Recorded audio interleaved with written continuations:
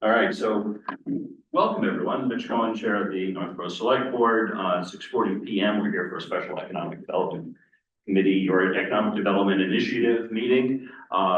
We do not yet have a quorum of the Select Board, so I will hold off on calling the Select Board to order. Would you like to call the Appropriations Committee to order? I'm Scott Rogers, Chair of the Appropriations Committee, call that committee to order.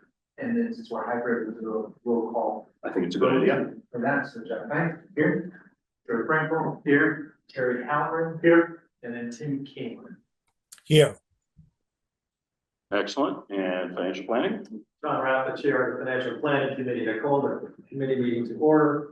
Roll call, Tim Carr. Here. Scott Stockland. Here. Susan Satori. And John Rapp. We have a quorum. Fantastic. I will turn the chair over to Steph Bacon, Town Administrator. Yes, thank you all for coming here tonight and everyone viewing at home. Tonight, we're talking about a critical conversation, economic development initiatives. It's very important in leveraging business growth. And we have a very dignified panel.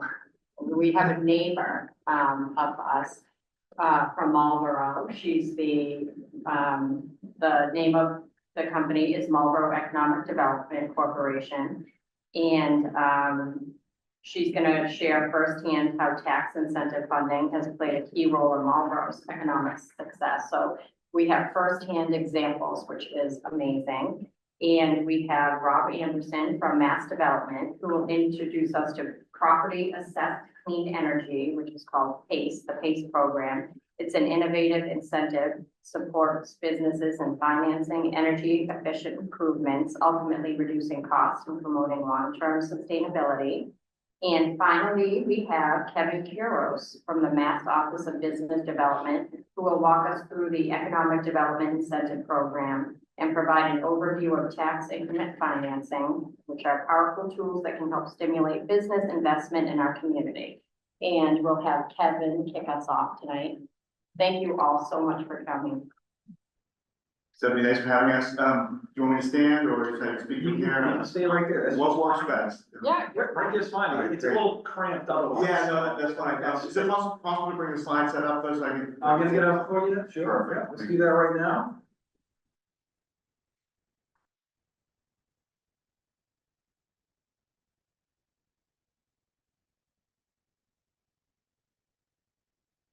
Stephanie, thank you first for the introduction. My name is Kevin Kuros. I'm the Central Mass Regional Director for the Mass Office of Business Development. MOBD is the state's official economic development agency. So we report to Secretary Yvonne Howe, who is the Secretary of Economic Development. And our role in the Commonwealth is really twofold. We manage a few programs, one of which we're going to talk about tonight, which is the Economic Development Incentive Program. We also have a couple other programs like the Vacant Storefront Program and a few others as well, but really going to focus on EDIP. And then also we're going to talk about TIFs a little bit. And I think it's important to have a little bit of context here because the world of economic development changed somewhat in November. As part of the Economic Development Bill, there were a significant number of changes to our program, EDIP. In the prior world, TIFs and the Economic Development Incentive Program went hand in hand, and we'll explain that a little bit more in a minute. But essentially, the bill that was passed in November kind of broke those two programs, broke that one program into two separate components. So the TIF component, which is the local component of incentives, is now run essentially entirely at the municipal level. And the EDIP part of that package is still handled by our board at the state level. But we'll talk about how the intersection there works. If I can get this to go forward one slide. Here we go. So EDIP vision, missions, and goals. Obviously, and this comes from the secretary. You know, we want to make Massachusetts a top choice for businesses when they're trying to decide where to grow. Okay, they have options, overseas. They've got options across the border, and we want to make sure that they fit the Commonwealth.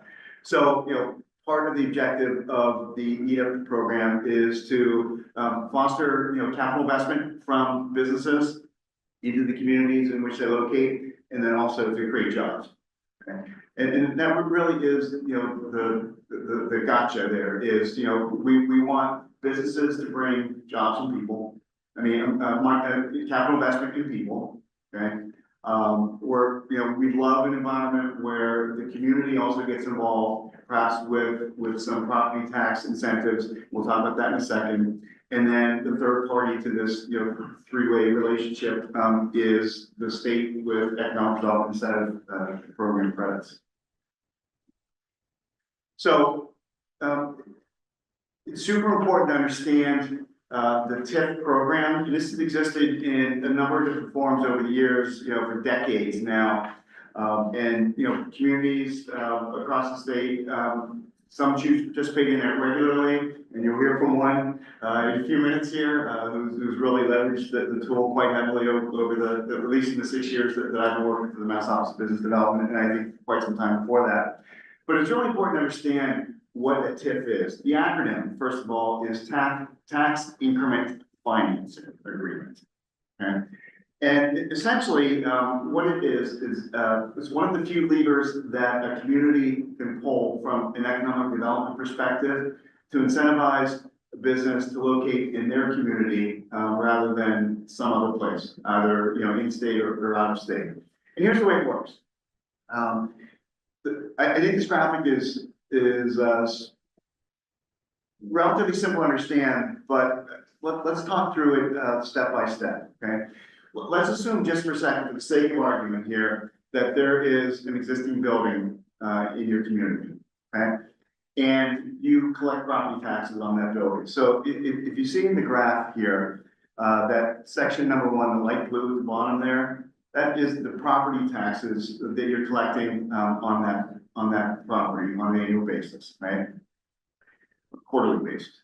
And then the gray area just above that, baseline growth, okay? That is your every year reassessment, 2.5% increase, most likely in most cases, the ongoing growth in the property tax revenue. So if you were to look at a period of time, the revenue generated by a given parcel would tend to increase by whatever the percentage is, let's use 2.5% just for the sake of argument. So that area of the light blue, number 1, and the gray, number 2, would be essentially what you would expect property tax revenue to do for a given parcel over time. Does that all make sense? Right. And so what then happens when a business comes to town or is already in town, and they're like, you know what, we need to expand our facility or invest heavily in our facility, right? So we want to add an assembly line to a manufacturing business. In order to do that, we need to take our 20,000 square foot facility, add 10,000 square feet of manufacturing space on it, buy some equipment, and when we do that, we're going to create another 30 jobs. Right? It's a hypothetical situation, right? So what happens there? So if you look at that left bar, okay, the number 3 area. So a business comes in, they're already paying, property taxes. That's going to increase over time with the natural escalation of Prop 2.5, right? But then they invest significantly in their facility, right? So what's the next thing that happens? Well, right around the time that they get their certificate of occupancy, right? The community assessor will go through and reassess what the value of that parcel is, right? And the tax liability on that parcel most likely will increase because of the capital investment that the business made in the community. So essentially the tax revenue to be generated by that parcel now takes a big jump up. So it now goes from the light blue and the gray, numbers 1 and 2, right? To you bump up incrementally because of the capital investment that was just made, and then there's again that natural growth over time through Prop 2.5, annual increase of whatever the case may be. So the potential revenue to be generated would be essentially the sum of that whole chart there. So it would be 1, 2, 3, and 4. Okay, would be the revenue projections for a given parcel or a given building after capital investment. Okay, So what is a TIF? A TIF is an agreement, voluntary agreement between the community and the business to offset some of the additional tax liability that would come about as a result of a business's capital investment. So let me say that again. It's an offset to the additional tax revenue that would be generated as a result of the business's capital investment. So how would it work? TIFs have to be at least 5 years in duration, and they can run up to 20 years in duration. It's a negotiating point between the business and the community. Okay? And the amount of discount or incentive that a community provides is also negotiable. It's going to be at least 5% relief on the additional tax liability, up to 100% relief on that additional tax liability. And the beauty of the program is, one size does not fit all. We've seen communities that have a blighted property that's, is really problematic. And a business comes in and revitalizes it, puts it back on the tax rolls and generates a lot of jobs. Those tips tend to be, very, very generous because it's a win-win situation. The community is just really benefiting from the fact that this is, made a significant investment in a property, right? But almost every one of the tips that I've seen in the 6 years, almost 6 years that I've been doing this, they tend to be front-loaded. And what I mean by that is after the business makes that significant investment at that bar 3 there, where they're increasing the value of that parcel, most communities recognize, hey, you just came out of pocket for a significant investment. If we can soften the landing a little bit from a tax liability perspective, we'd like to do that because you just invested heavily in our community. So oftentimes we'll see, almost always we'll see a declining schedule where the TIFs tend to be more generous in the early years of the agreement, and then that would tend to taper off over time, okay? So whatever the negotiated parameters are, percentage discount, and the duration, the beauty of it is, it's an incentive to come and set up shop or expand in your community. But at the end of the TIF agreement, in this case, this chart shows a 20-year TIF, okay? That area 5, once the TIF expires, the business is paying, full fair property tax, revenue as every other business would, okay? So, TIFs are temporary from 5 years to 20 years. The benefit that the community may provide is negotiable. If there's, every one of these is different, but if there's the most common, I've seen, a 10-year TIF model where the community may charge no additional taxes, i.e., provide 100% relief on that increment in year 1, maybe 90% in year 2, 80% in year 3, usually the declining schedule. And after year 10, it may roll off completely, and then you're back to paying full fare, property tax like any other business. Okay. So again, they're all different. It's all negotiable, anywhere from 5 years to 20 years, anywhere from 5% relief to 100% relief in a given year. And again, when I talk about the relief, the baseline revenue that the community is already collecting, if the company has done nothing, that does not change under TIF. So that light blue area and the gray area, that does not change based on the TIF. So essentially, the way I like to put it is, you're agreeing to collect less more when a business makes an investment in the community. You're agreeing to accept less additional revenue than had they not invested in the community. So hopefully that kind of explains, at least in general terms, the mechanics behind it. Yes? Quick question, is the assessed value frozen capped for the duration of the TIF, or can a periodic reassessment be made? It happens just normal. So what you're agreeing to is essentially a discount percentage. So whatever that assessed value would come in a given year, you would normal course of business, right? And then you just apply that discount percentage. So that aspect of it doesn't change. Okay. I'm not clear on that. So let's pretend that prior to this arrangement being agreed upon, it's $500,000 property tax for investment, and then you've got your baseline for to Jeff's point, I guess I don't really understand about like, otherwise it gets a little money between what the value of it is based on having a program in place versus program in place, like how does that work? So, My example Yeah. would probably help show that, and we're not quite there yet, but the TIF, the savings is only on that incremental value, so you're always getting the baseline, like, if the company never, it's as if the company never came, you're gonna continue to get that the whole time through. So, in a very basic example, let's pretend it was valued at $500,000, and it was a 2.5% tax increase was the, non. I think we should probably expect 500,000 plus a 2.5% versus another Right. calculation, right? yeah, so there's hypotheticals there. Yeah. So using your number, if the baseline in year zero was $500,000 worth of property taxes being collected. Yeah. And if that percentage over the 20 years, say you'd end up at $600,000 at the end of that 20 years, okay, on an annual basis, right? If after the investment, the overall tax liability would be $900,000 per year, what you're talking about is the percentage on that $300,000 difference, okay? So you'll never, collect less than you're collecting today. It will escalate as it normally would. And then the TIF only applies to the incremental. And it would escalate at the same time as any sort of tax overrides or levies that we did, was pretend we were gonna get a fire station. And we were gonna have a big tax increase, this would participate in that tax increase.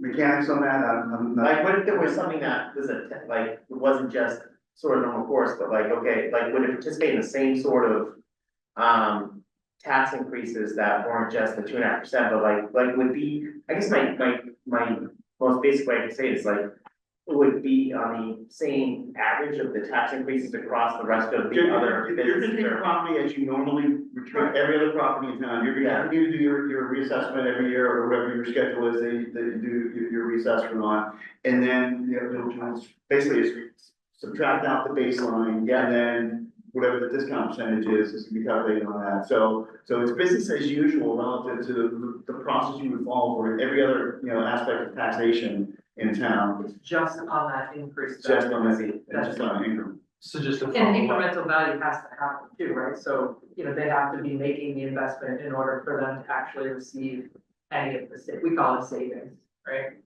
so just to follow up, what Jeff said, and you just said, after subtracting from the baseline, I guess the questions are, how does the assessor keep track of what that baseline is? That doesn't include the capital improvement. I think that's. Yeah. Okay, so in a way, yes, the scenario as if the improvement had happened, the assessor continues to track that. And then the value of this improvement, a percentage discount is given. Right, and Eric also probably talked about, the TIP agreement that is negotiated between the business and the community, will typically have clawback, provisions in it as well. So if they don't meet their investment targets, or their hiring targets, then there's a clawback available from the community's perspective. So. I think when you showed the example, It should. you said it two different ways, and it sounded contradictory, so I'm the sorry. example of. It probably will help when you can actually see, like, Yeah. I have slides that show you our actual spreadsheet that we follow, and you do have to track it. You don't just set it and forget it, you do need to have somebody that's each year working with the assessor to make sure that they are filing correctly, they're meeting the job numbers, it's being assessed correctly, it doesn't do it on its own, you do need to follow up on it a little bit. And we have a hand raised by Scott. Yep. Scott. Get that for you. Hi, and thanks for coming to speak with us this evening. My question is really about, have you seen scenarios where the agreements with the town and the business require a certain percentage of employees be hired as actual residents of the town? Yes, with a caveat, and that is, it's very difficult to enforce those based on the nature of the job. It's usually, I think, stated more as an objective as opposed to a hard contractual obligation. I'll give you an example. We had one where a business was looking to hire predominantly PhD professionals to do research and development. right? There are only, a finite number of those types of resources available in any given community. And so while the objective would be to hire, essentially right of first refusal, almost for folks from town, it's not always, I think, something that you can manage to. So the most language I think I've seen has been, it's an objective or a target, but it's, typically not a hard and track thing just because you can't always find resources. Okay, thank you. A question, and Meredith, if this question gets answered later, just say it'll get answered later. I'm familiar with the TIFs, the way that you've outlined them. One of the curiosities I've always had is a hypothetical example. You've got a restaurant that has 10 dining room tables in it, and it's assessed at $1 million, and they want to increase the number of dining room tables by expanding the restaurant. Part of that is they're going to demolish their existing dining room. That might demolish half of the value of the property. Then they're going to add another $1 million worth. So in theory, the base was $1 million and they're doing $1 million worth of work. How does that get split up among sort of numbers 1 and 4 over there? It would be the net increment Okay. once the improvements are completed. Gotcha. So if it started at $1 million, went down to 500,000, and then ended up at $1.5 million. Yep. It'd be a $500,000. Yep. Okay, good. So they're not removing the old end, applying the savings just to the work done. It's the And incremental. the other thing we've seen too is, in situations where a business has a multi-building campus targeted, building 1's gonna come online next year, building 2 might not come online until year 4 or 5. You will see those steps, and like that bar 3, you'll see steps of increases because the whole realized value of that capital investment that all happened in a given, short period of time. Somewhat more obscure question. If a business is doing, a large amount of improvement and they're getting a TIF on that improvement, how does that improvement factor in to the town's new growth figure? As then you go ahead and apply the tax rate and everything else to it. Does that get discounted? Or just stay my lean on that one. Okay. Do you have experience with that, Meredith? How it affects the new growth? Yeah, so if a business The is, overall levy for the town. Right? yeah, It's all added, it all goes, it doesn't impact that piece of it. Right. It's, and like even, you do have examples sometimes where the company is getting the savings. Yeah. But it's actually going through the landlord, and so it's really like passed through the landlord to the company. Yeah. It would not affect the. well, so if, where I see there being a ramification and the dollars of it it won't be impacted unless it's an extremely large project. But if there's an extremely large project and say they're getting a 50% TIF for 10 years on it, if the new growth gets added to the town's base for the, as far as the tax levy goes. So that increases the amount of money that the town can then tax. But that particular taxpayer is getting a discount. And you're in an environment that most towns where you're always taxing to the levy limit, which thankfully is not the case in Northborough. Then in theory, that tax burden is being spread around elsewhere. That's what I'm trying to understand. Yeah, I think DOR could certainly offer like. I don't want to- Jason? My assumption would be that it would be, the new growth would be based on the discounted value. So that we wouldn't be adding to the Proposition 2.5 formula, the total value, then offering a discount. Okay. Because we have to Right. provide for that. Right, Maintenance or something Right. like that. right, So my assumption is that as the discount is phased out over the term of the TIF. Yeah. That would be new growth. Okay. Okay. You're Yeah, also that- still collecting personal property, right. so all of that additional new growth as well. Yeah. Okay. I could be wrong. Okay, yeah, no, it's one of those things I've always been curious about. So just one other item I do need to share, I asked Meredith whether she was going to address it or not. So we've talked exclusively about real property. So you make, a capital investment, you add on rebuilding, whatever, right? TIFs also have the flexibility that you can exclude personal property taxes, as a part of the TIF. Okay? As you may or may not be aware, manufacturers, are exempt from, personal property tax for the majority of their capital investment, inside their buildings. Everybody else essentially, pays, personal property tax. So, that is an option, in fact, we've seen a couple cases where the improvements that a business were making weren't going to affect the assessed value of the structure. Okay, it was not quote unquote typical, as because there was no, that blue, number 3 block was essentially 0 from the assessor's perspective, because the improvements were all on the interior, right? But if that included significant investment in, personal property, the community could offer, a TIF that is essentially, 0 on the real property and tied almost exclusively to the personal property. And the other important thing, and this is a nuance, but, I'll share it with you. The schedules do not have to be the same. They do not have to be the same. So you can offer, a declining schedule of 100 down to 10, on the real property, and maybe you're gonna offer 50% relief on personal property for the entire duration. So those schedules do not have to be the same schedule. So, yeah. So Kevin, from opportunity to opportunity, they could be different. Absolutely. And this has to be administered in a framed environment, fair, reasonable, and not discriminatory. I would imagine it would be the case with anything you do in this. Yeah. But again, every situation is different. I think about it, the difference of a manufacturer expanding manufacturing floor or an engineering firm going to bring in an R&D lab and, increase the number of PhDs doing research and development, 2 completely different kind of, scenarios. And most likely you're going to want to treat them.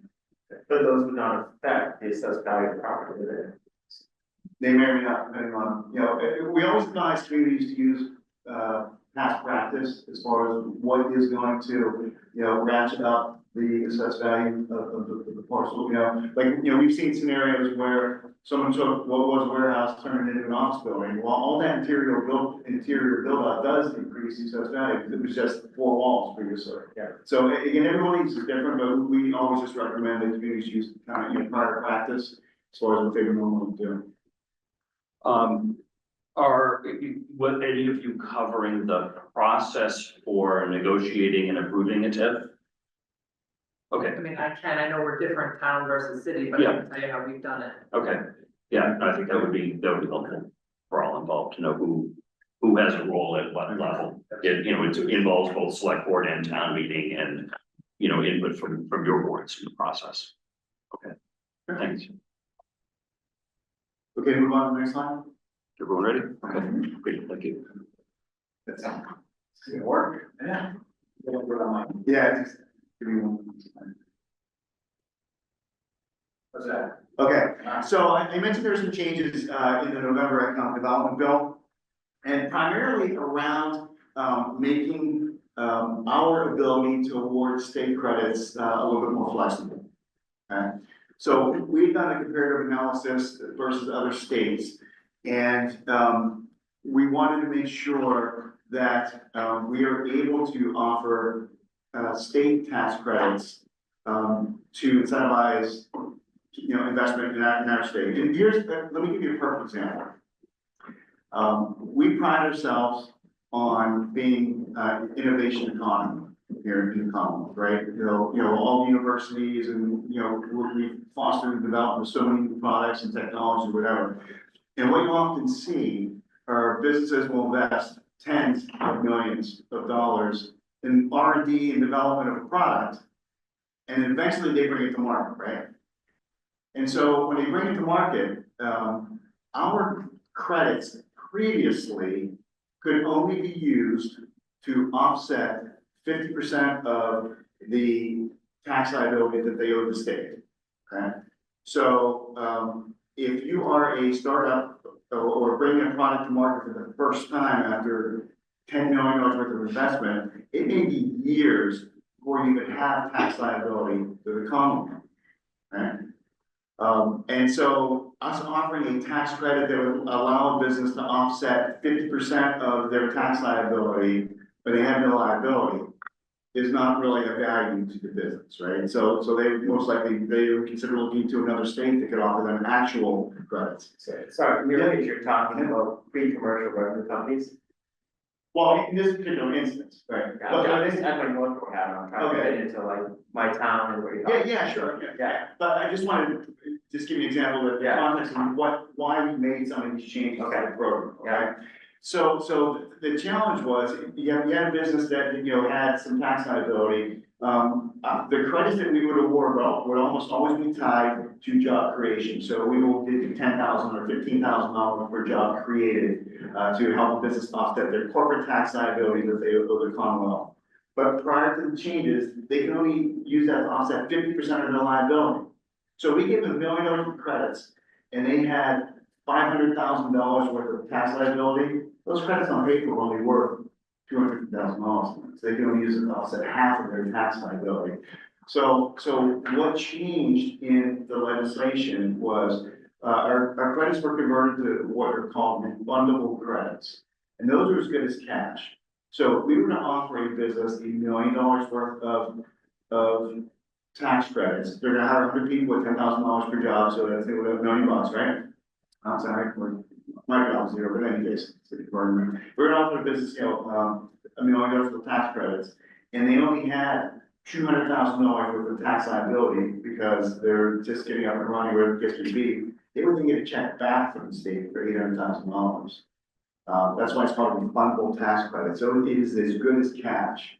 And what we found is a lot of our competitor states, most of their tax credits were refundables, and we just had a very small portion of our portfolio were actually refundable credits. So if you want to incentivize those emerging businesses who invest a ton in R&D and are now bringing a product to market and they don't have profitability, you want those 100 jobs, which include manufacturing jobs, engineering, and every other aspect, to come here. We need to be able to offer something that makes a lot more sense. Okay, so that was one of the changes there. Second is just through the tax code.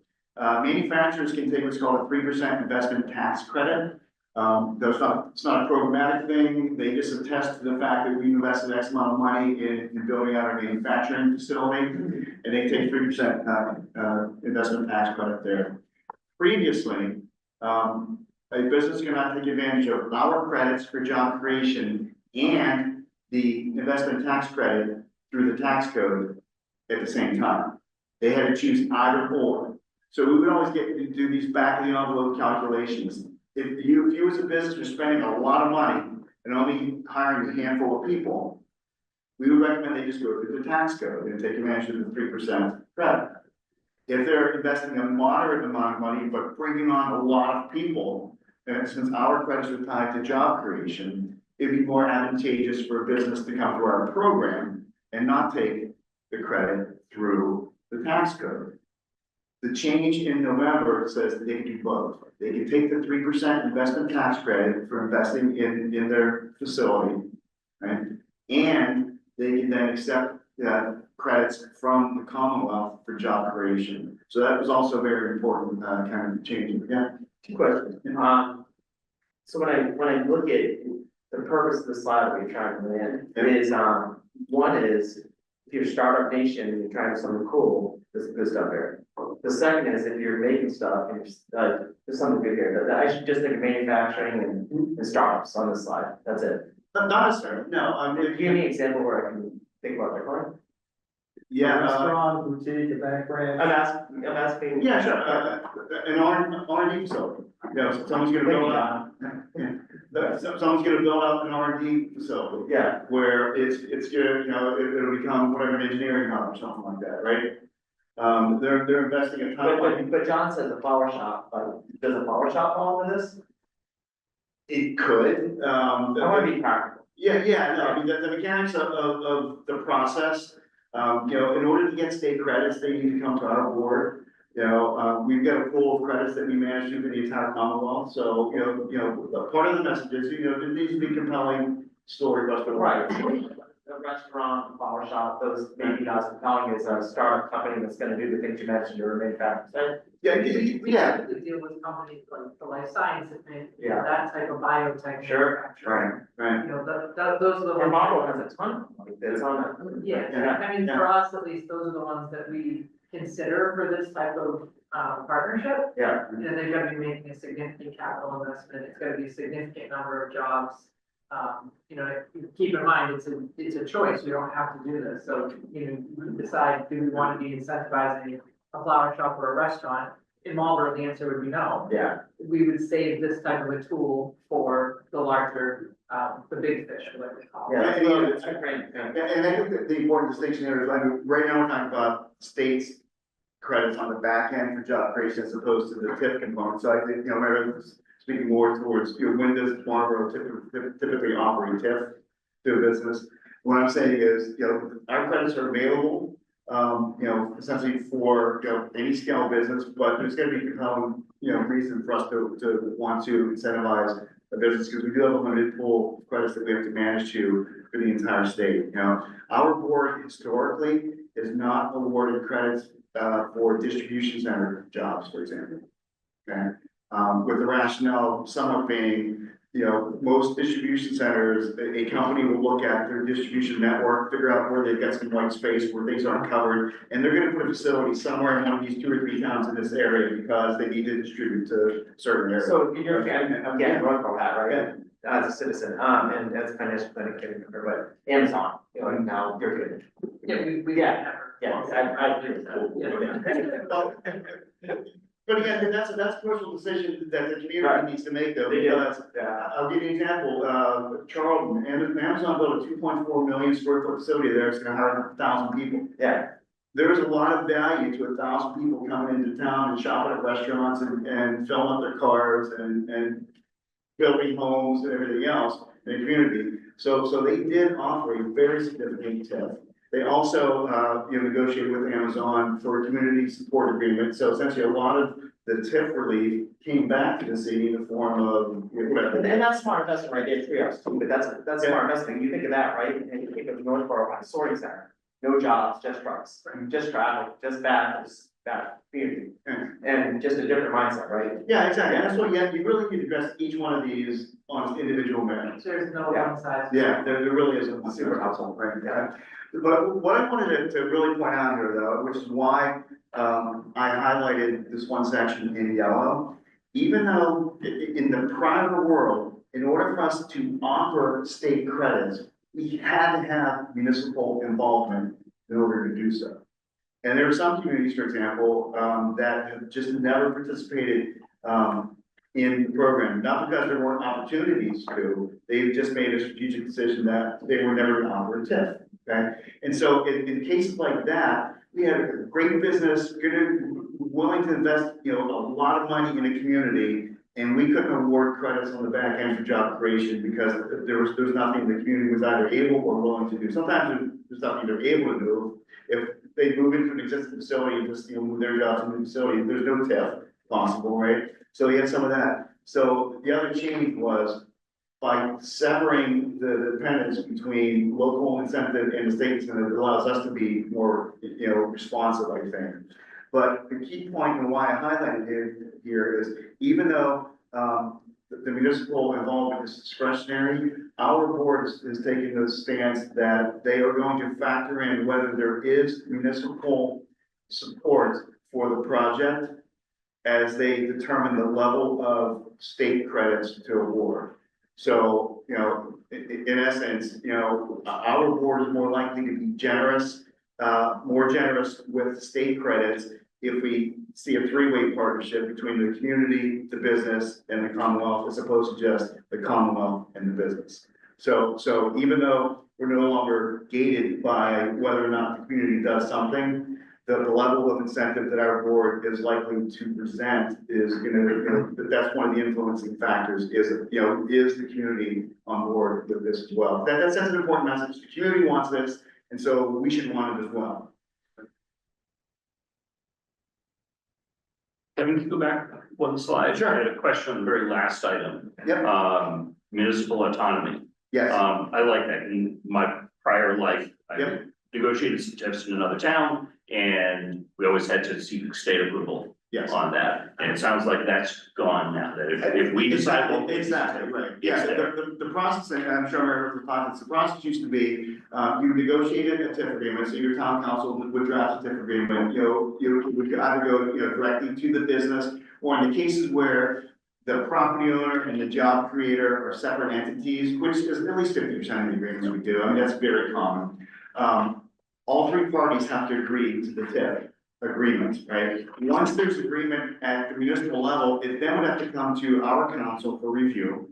Make sure statutorily it holds muster, they're not doing anything that is, in conflict with mass general law, that type of thing, right? And then it would ultimately come to the meeting of our board, even though a TIF is an entirely locally provided benefit, our board still have to approve it. Okay, and that also changed in November, so the TIF process is local approval only. We do, require, if there is an EDIP, component, state component to it as well, we do require notification, of, just what's going on from the community's perspective on this project, okay? But, there's no longer involvement of our council, for example. And you no longer have to come to a meeting of our board for approval of the difference, completely locally, and that is just as of November. And related to that, we mentioned earlier that there are agreements such as, number of positions that get hired in there, and there is the option for the municipality to say, you're not meeting your end of the bargain, we're dropping the TIF. Yeah. If that was the case, is your agency also not involved in that decision? That's correct, because the TIF agreement is, a two-party agreement or a three-party if there's a land involved. Okay, good. It's a good change. Thanks. And, just as part of the project evaluation, as our internal team is, evaluating what level of price support we're gonna provide. Once again, bottom there, local endorsements and contributions, if any, is a contributing factor to, our board's decision as far as what the new state maximum strategy. So, I think that is it. I just want to interrupt for just a second. I will call it the Northborough Select Board to order. We have Laura Zayden, say hi. Hi. And we have Lisa Maselli as remote. You hear us? To get to my audio. Hi. Here. All right, great. All right, so 7:23, the Select Board's order. I'm sorry for interrupting. Please. No, that's fine. Okay. And this is my last slide, essentially, we suspect that the average award per job that we would be awarding from an EDIP perspective would be in the $10,000 to $15,000 per job range. They tend to skew higher for manufacturing jobs historically. Because that certainly is an industry that we want to, encourage more to happen in the Commonwealth. And also gateway cities tend to get larger per job awards than non-gateway cities, because again, that's kind of focused at the state level to encourage economic development in gateway cities. And how familiar with Northborough? High, low, medium? Sorry? How familiar are you with Northborough? Reasonably so, I mean, What do we follow? Like if, You're not a gateway city. when I get, not a gateway city. and I assume like go in a restaurant or a flower shop, not a flower shop manager or a waiter or waitress. Yeah, sure. I'm assuming we're talking about like things we're talking about, right? It's like manufacturing, things like that, right? I mean, yeah, for the most case, our board also likes to spread credits across the Commonwealth rather than not just entirely inside 128. Okay, so you're outside 128, so you get that going for you. Yeah. Read a book should even better, sometimes because, we're trying to spread that pool of tax credits as actively as we can across the Commonwealth. But, I mean, they're all contributing to that. There is like mass life science, so life sciences are a huge hub in Massachusetts, right? So all of these credits, what Kevin's team deals with, the life science credits are completely separate. So, the Sartorius, which I'm gonna talk about, the Moderna is the ones that we've done recently, all of those ITC credits came through the Mass Life Science Center, not the EDA. Which is why I do skew a lot of my comments to manufacturers, because That's what you guys focus on. it is a big focus because life sciences does good for life sciences. And that's it. So, very much. Yeah, so we, Just a question, because I think it might be more general across, Sure. the overall TIF and EAP. What's the mix in terms of the triggering events? How often is it a business coming into town and requesting TIF versus a town deciding and somehow advertising that we're amenable to them? That's a great question, actually. So, some towns are known to be very tip friendly, cities and towns, right? yeah, Are Marlboro. known to be very tip friendly, and it's some less so. And not because they wouldn't, they just haven't had the opportunity to. We've got some communities that, here's our template. If you come to town, you get an 8-year agreement. Year 1 is 100%, year 2 is 70%, year 3 is, okay, you know, they have kind of a standard package that if they feel a business is TIF worthy, here's our package, almost non-negotiable, you know. And others, you know, really take a really hard look on a case-by-case basis as to what makes the most sense. I will say, we get a lot of phone calls in our office from site selection consultants where they may call us and say, listen, I've got a code name project. I can't even tell you who the business is. We're looking at the following 3 communities. Can you tell me if they've ever done a TIF before, or if they haven't, you know, done one recently, if you think they'd be friendly, you know, TIF friendly? I mean, so we do get asked those questions, and we try not to speculate as far as what a town would do. So usually we'll like pull a report, here's what communities have done in the past. You know, and so once you do have one kind of that you've done, you know, that's information that we've shared. It's all public record anyway. You know, so if someone asks us, you know, show us, you know, a TIF, that shows background of the TIF or something like that, you know, we have to do that. Okay, and so like the things you're doing tonight, you're helping educate communities, and then like you're right there, site selection consultants kind of educate businesses, it sounds. Yeah, exactly, right. Thank you. And I think it depends, like Marlboro is a community, and it depends, each community has the ability to decide how they want to run their economic development strategy, right? So Marlboro, as I'm sure most of you are aware, has been very bullish on economic development. We have a steady, dedicated funding stream to my organization, which my job is to go out and attract and retain large-scale companies, large-scale investments. So we've utilized this program as a tool to go out and try to find that specific industry, that type of company that we're looking for. And so we've been a community that has really leaned on this program to help bring in some of those companies. To your point, we are literally marketing all the time across the country. We are open for business. We will give you a tip. We'll talk to you about it. So it depends on what you're trying to do. We determined that was a strategy of ours 10, 15 years ago, and it has worked for us, at least for what we were trying to accomplish. I'm not going to spend too much time on my second slide, because Kevin and I, we already kind of beat it up. Yeah, I think we killed that. Looks very familiar. Right. So I'm just gonna jump here to my example, and I want to just kind of open it up for discussion and talk through this. If anybody wants to ask questions, please jump in, but this is my way of trying to show the behind the scenes work. So my job in the city, my name is Meredith Clark, the Executive Director of the Economic Development Office in Marlboro. And one of my jobs, again, is to go out and try to attract companies to the community with the goal of keeping the residential tax base stable. One of the ways we do that is using this tool to go out and talk to companies. Here's a recent example, Sartorius, which is on Donald Lynch Boulevard. They actually already had 3 existing locations in our city, came to the table and said, we'd like to expand into a 4th location. It was an empty space in a building that had one tenant. It used to have Sandisk in there. They moved out years ago. So they were moving in, came to us and said, we have $100 million investment that we're making in this old office space that we want to transform into lab space. Would you guys be interested in doing a tip with us? So we brought let's look at the $100 million investment, give us the blueprints of what you're going to do to the space. It's then my job to bring it to the assessor in the community and say, okay, what type of increased value would we see with this type of an investment with this particular situation? How many jobs are associated with the TIF? For us in our administration, that's been a big piece of whether we would even entertain a TIF or not, is How many people are you going to be bringing to our community every day? Staying in our hotels, eating in our restaurants, getting gas on their way out, maybe even staying in the community and living, starting a family, that type of thing.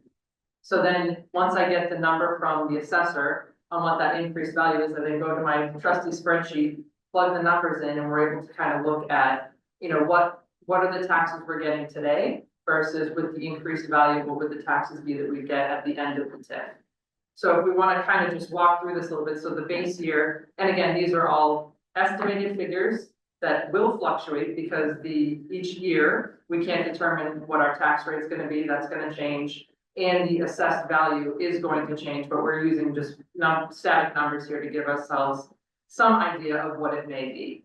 So the base value for this one was $11,434. Our tax rate at the time was $20.32. So with the $100 million investment, the improvement value was $16,566,000. So the new assessment ended up being round figures, $28 million. So the tax from that new development was $336,621. Before, we were only collecting $339,000 annually. So with the project at the end of the 5 years, we're now collecting, let's see, $568,960. The savings, you can also see the savings in there. So the TIF payment is what the savings that they received. You can also see the taxes paid. So it's not like they weren't paying taxes in those 5 years. They're still paying taxes for the entire duration. And as it goes down towards the end of the TIF, they're actually paying a lot more in taxes each year than they're receiving in savings. In the end, we were able to say to Sartorius, we will give you a $1.1 million incentive to do this project in our community. And in the end, we win because we get those 120 jobs that they brought, and the assessed value has now jumped up to what it is you see here. Can I just jump in there just one second, please? So if you look at that second column from the right, where the number is circled in red there. Okay, and the third column on the right, which was the TIF exemption. Okay, so what you see is, the baseline revenue was $232K. Right? The year one revenue of the TIF is also $232K, and that's because they offered 100% TIF, 100% relief, no new taxes in year one of this relationship. But then every year subsequent from that, the community is realizing additional tax revenue.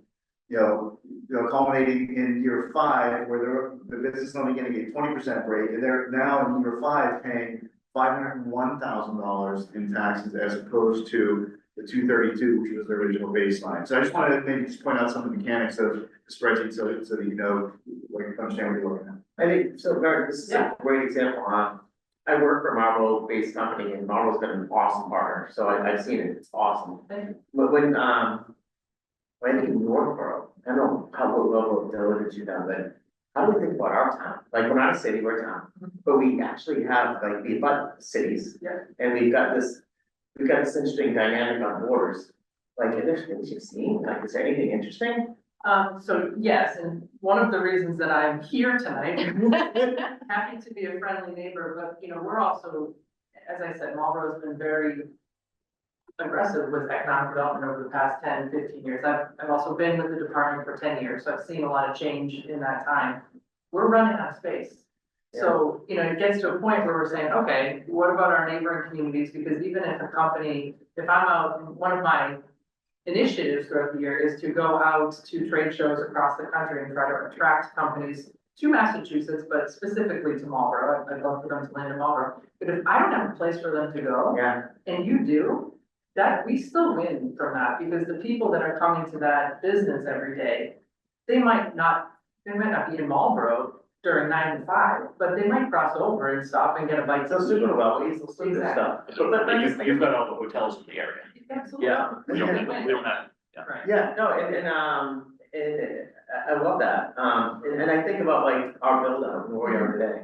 And I look at like what's come based on what could have been. Like we have messes, like we got a sorting center, Amazon, no one's going to Chetstown, no one's going to Lowe's. We got bad business, right? And we got like traffic, and I look at what Marlboro did. you've got like life sciences, you've got investment, people in the community, people that care about it. We haven't done that on our borders. Our borders are sloppy. Like, it's like, how do we make our borders better? And is there things that are built today that don't require build out that are attractive? Or is it already done? You mean in Northborough or in Marlborough? I haven't done enough research. Yeah, I'm interested in that. But I'd love to talk about it. Yeah, because we should have a conversation, because I feel like if we had better vision, better planning, like we could have done something on those borders that would have put us in a better position the other day. And so another example, so we just changed the zoning on Donald Boulevard. So, you know, we're looking at 1 million square feet at Solomon Pond saying, okay, so what's that gonna be at some point? We do not want it to be an Amazon distribution facility, so we changed the zoning proactively to make sure that A, that doesn't happen, but also think critically about, well, what kind of things do we want to attract to this corridor? What are the things that are gonna bring that new growth number? What's the high personal property? So, you know, all of those things, there's strategy behind it. And I will tell you, the life sciences, they didn't just come for no reason. For 15 years, we have had our eyes set on life sciences because that's the high personal property, that's where you're gonna get your most bang for your buck. And one of my neighbors work in Marlboro, live in Northborough. Right. And so like it is, there's a benefit too in the community, right? Like a lot of the high income homes and so this is the virtuous cycle. It's like, how does Northborough play offense, not defense? Because I feel like we're in a town right now that plays a lot of defense. And I'd rather play a little more offense. I don't know the answer to that, but I'd love to work more closely together to, because again, I think we're in a situation now in Marlboro, we're saying, okay, well, when the next big fish comes to the table, do we have space do we have somewhere to put them? And if we don't, we would much rather see them stay in Northborough, Westborough, Southborough, close to us, and we can reap the benefits from it, than have them go to 128. Just in general, not necessarily related to a tip or not, but how important is the underlying tax rate that a community would charge a business in terms of attracting them to the community? Noticing Marlboro, they have a dual rate. Northborough and a lot of our surrounding towns that aren't cities have single tax rates. Our tax rate's about $14.25 per thousand, which is significantly less than $20.32. So offering our underlying lower tax rate or a single rate, could that be viewed as being business friendly or being attractive to economic development? I'm sure it could be. To be honest with you, I've never had a community or company sit down with us and ask specifically what was the tax rate. But it could. I mean, there's no saying that that's not something that might be attractive. And again, I think that's also the no one size fits all. They're all looking for something different. To some companies, these tips don't mean anything to them. In other companies, it means the world to them. And often cases we've seen in the last 10 years, it's just they want to feel welcomed too. Because a lot of times we're not giving them millions and millions of dollars, as you can see. You know, they're making $100 million investment and they're getting 1.1 back over 5 years. That's a good point. Some of these companies are like multi-billion-dollar market cap, publicly traded companies, so they're very. And I think about Northborough, and this might be outside your purview, but I look at like the businesses in which that come in Northborough. We've got like industrial, we've got commercial, we've got residential, and then we've got a lot of logistics companies. And I look at our tax rate, the single tax rate in this town is interesting because I don't want to punish small business. But when you look at Amazon and you're like, Amazon's not, like the economic value of being on 495, 290 in the pipe is kind of a price on it. Right. And they're grossly undervalued, their tax rate's low. And I look at them like, how do we start to have these businesses pay their fair share for the value in which they're embedded in? And it's again, might be outside your purview, but as a person that's interested in economic development for Northborough, these are things that I think about a lot. I can tell you, I've never had a company say, oh, your residents are paying less. I can tell you, I mean, Amazon, they pay us on maybe $2 million a year, right? And it's like, that could be, it doesn't show up on the spreadsheet. No, I will say though, while we don't get that argument that your residents are paying less than we are, I have had site selection consultants say, you know, and they're like, oh, I noticed, you know, community X has a higher tax rate than community Y. Do you think community X would be willing to offer a TIF to kind of get on par with community Y? So that does happen, especially if they're looking in a certain region and they're looking at maybe 2 or 3 neighboring communities, that, you know, it could weigh in there. To some degree, so, you know, that's part of the spreadsheet that the site selection consultants do all the time. This is kind of the mechanics behind how we structure, how we get there. And again, it's all estimated value, so I did some numbers before I came today. So the open TIFs that we have right now, and Marlboro has done, I think it's about 13 TIFs that we've done over the time. The first one was 3Com, which is the campus now. BJ's is now in that space, Logic, that place over there. But the ones that we have open just today, we've been able to attract over $1.1 billion in investment through this tool.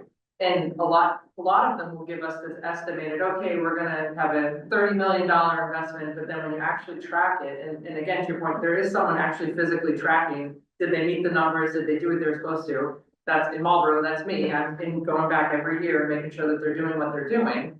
But a lot of times they far exceed what their estimated figures were, whether it's in job creation and investment. So a lot of times the community does end up winning in the end, but.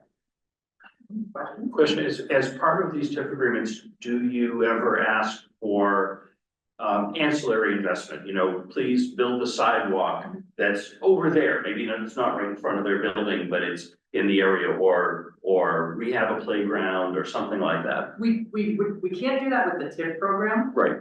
But we have been able to sneak into our agreements in that we haven't to share any of the documents that we use our templates, but we've been able to sneak into our agreements that they would, to their best ability, hire locally, hire Marlboro. For a number of years, we were requiring them to participate in our job fair. You know, so try, you know, little things like that where you can't necessarily, I don't think we can require them to pay additional money for things, but you can require them to participate in different things in your community. We also have in our agreements that, I think we were one of the first to do it, but the clawback that Kevin was talking about, you know, so there's the job creation schedule as well. And so the company will come to you and say, we're gonna bring 120 jobs to the city over 5 years. And so we go back and say, okay, are you gonna bring all 120 on day one? Or are they coming, you know, is it 5 on year one? You know, give us a realistic number, because if you don't meet those job numbers, you're not gonna get your full percentage value. So we have it in there, there's a formula that if you said you're gonna have 50 jobs by year 2 and you only have 30, we're gonna prorate the savings that you receive, you're not gonna get the full 90% or whatever it is. And that also provides benefit to them, where if they don't make it, you have the ability to just cancel the whole thing. We can, so Yeah. my next slide actually gives you an example of one that, so my next slide is when it goes wrong. So we have terminated TIFs. We don't like to do that, it's bad for everybody. The clawback does allow for, okay, you said you had 50, but you only have 40. You know, we don't necessarily want to terminate the agreement, but you're not gonna get the full amount savings that we agreed upon. I think one comment I would add here is just view all of this in the context of a negotiation. So business is gonna come to you, right, and say, listen, we are considering investing in your community. How can we work together? So it's really all about just getting the yes, you know, and if it's a side agreement, you know, for example, you use the Amazon in Charlton, okay? Charlton gave them a $21 million TIF for that facility. Amazon returned, I believe, on the order of $19 million in the community and other things, a commitment to whatever, build up the senior center. I don't remember the specifics, but those types of things, right? With their jobs attached to. Yes. Yeah. Yeah.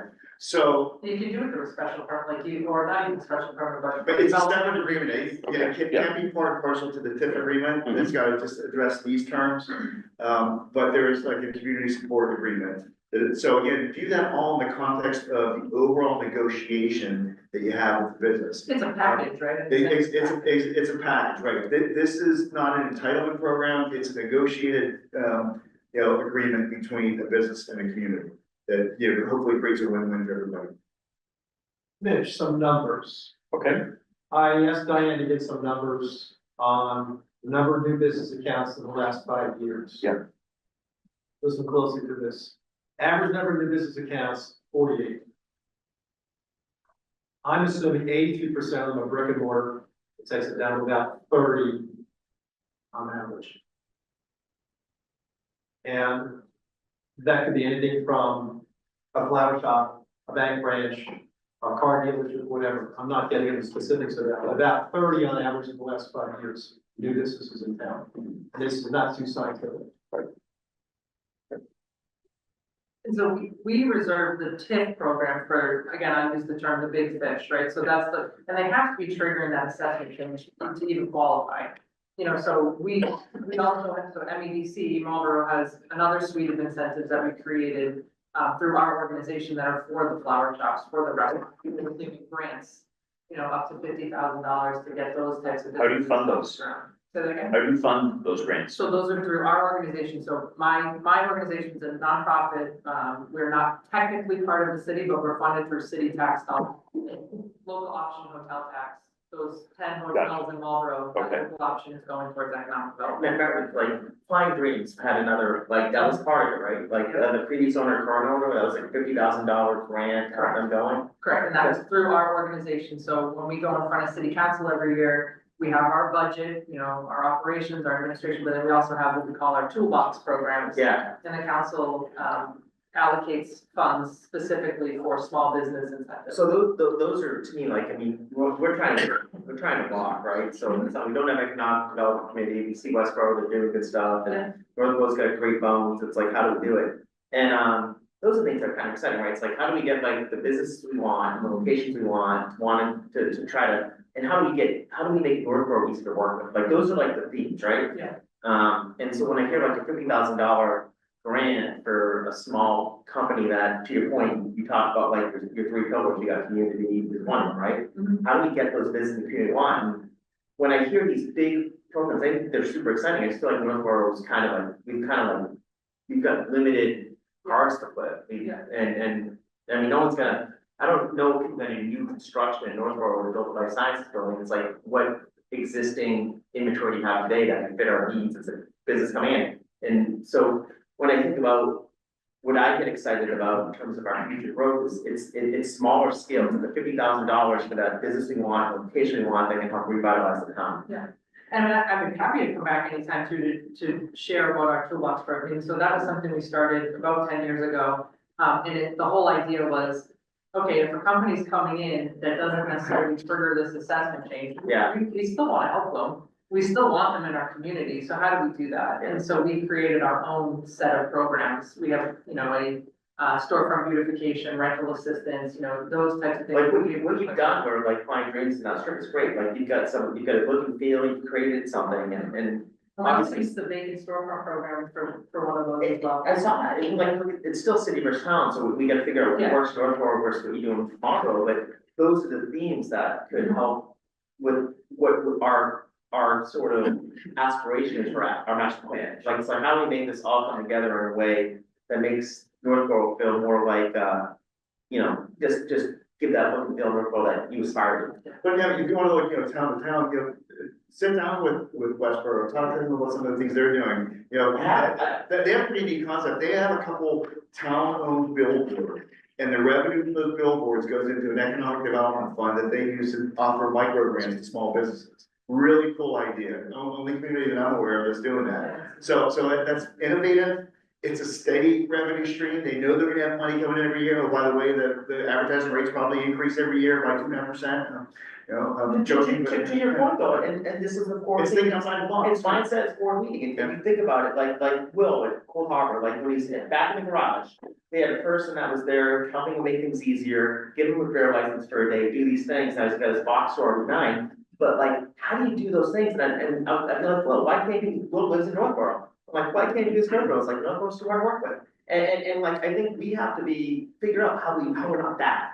Like, how do we not be that? Because we could have been that. And I love what Millie's doing, and so we're doing the right stuff, but how do we become awesome? Like, we can totally become awesome, and we gotta figure out how to do it in the framework of committees, town politics, and all this other stuff that makes it hard.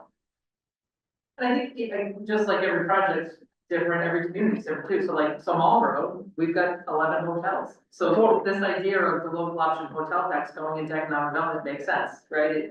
Apex Center's a big game changer. You get Apex there now. I mean, I can't imagine my company spends an Apex a year and a Viva and Apex and like, I mean, it's like, I mean, I probably ask, but it's a lot. And John, that's a good point. Sometimes all it takes is one business and it could just spin off from. That's all it takes, you just wanna build credibility and trust. Right. And you wanna like, I mean, there's so much energy in this community, it's like, how do you point in the right direction? And how do you make it easy? Cause we can make it hard, we're good at it, and it's not because we wanna do it, because we're structured that way.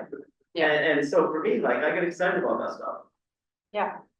I'm happy to come anytime. I love the way you're framing this, like, this is the way you think about stuff, for me, it's like, it gets me excited, yeah.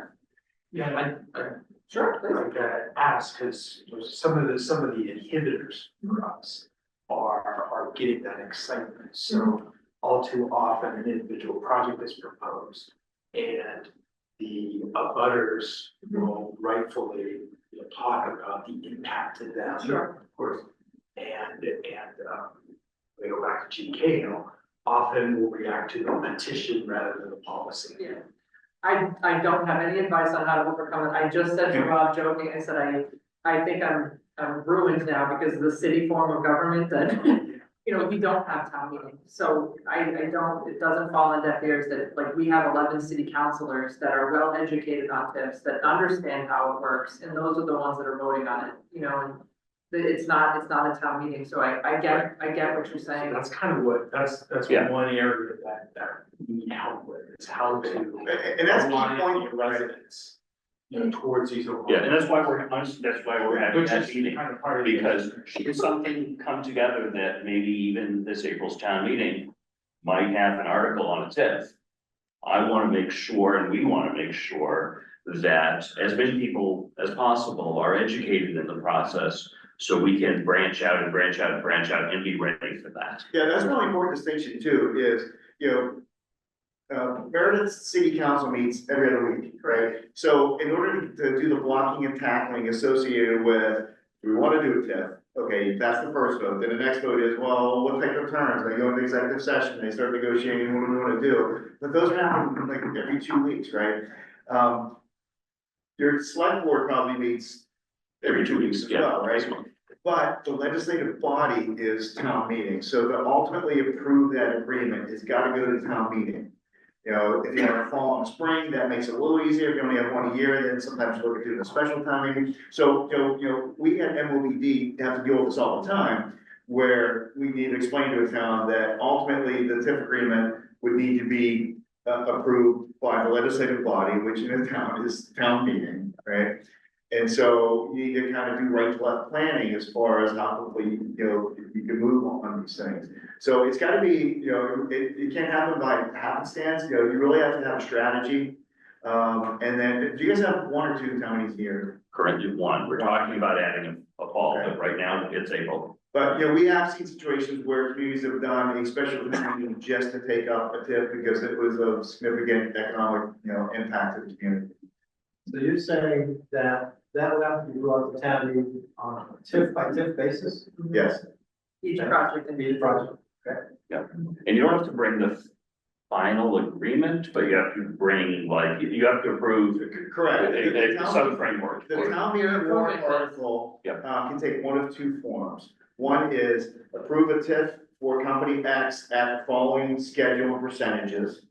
Okay? Mhm. The second form is authorize the select board to negotiate a TIF.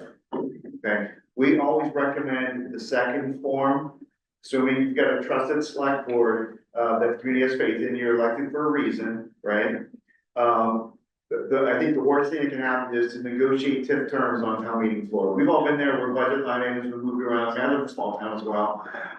And so, the worst thing that happens is people spend months and months and months planning a town budget, and then it all moves on town meeting floor, and then you're kind of, second guess yourselves. So we always recommend that communities, if the community is, supportive and trusting of the select board, use the second form of the warrant article. We just authorize the select board to negotiate.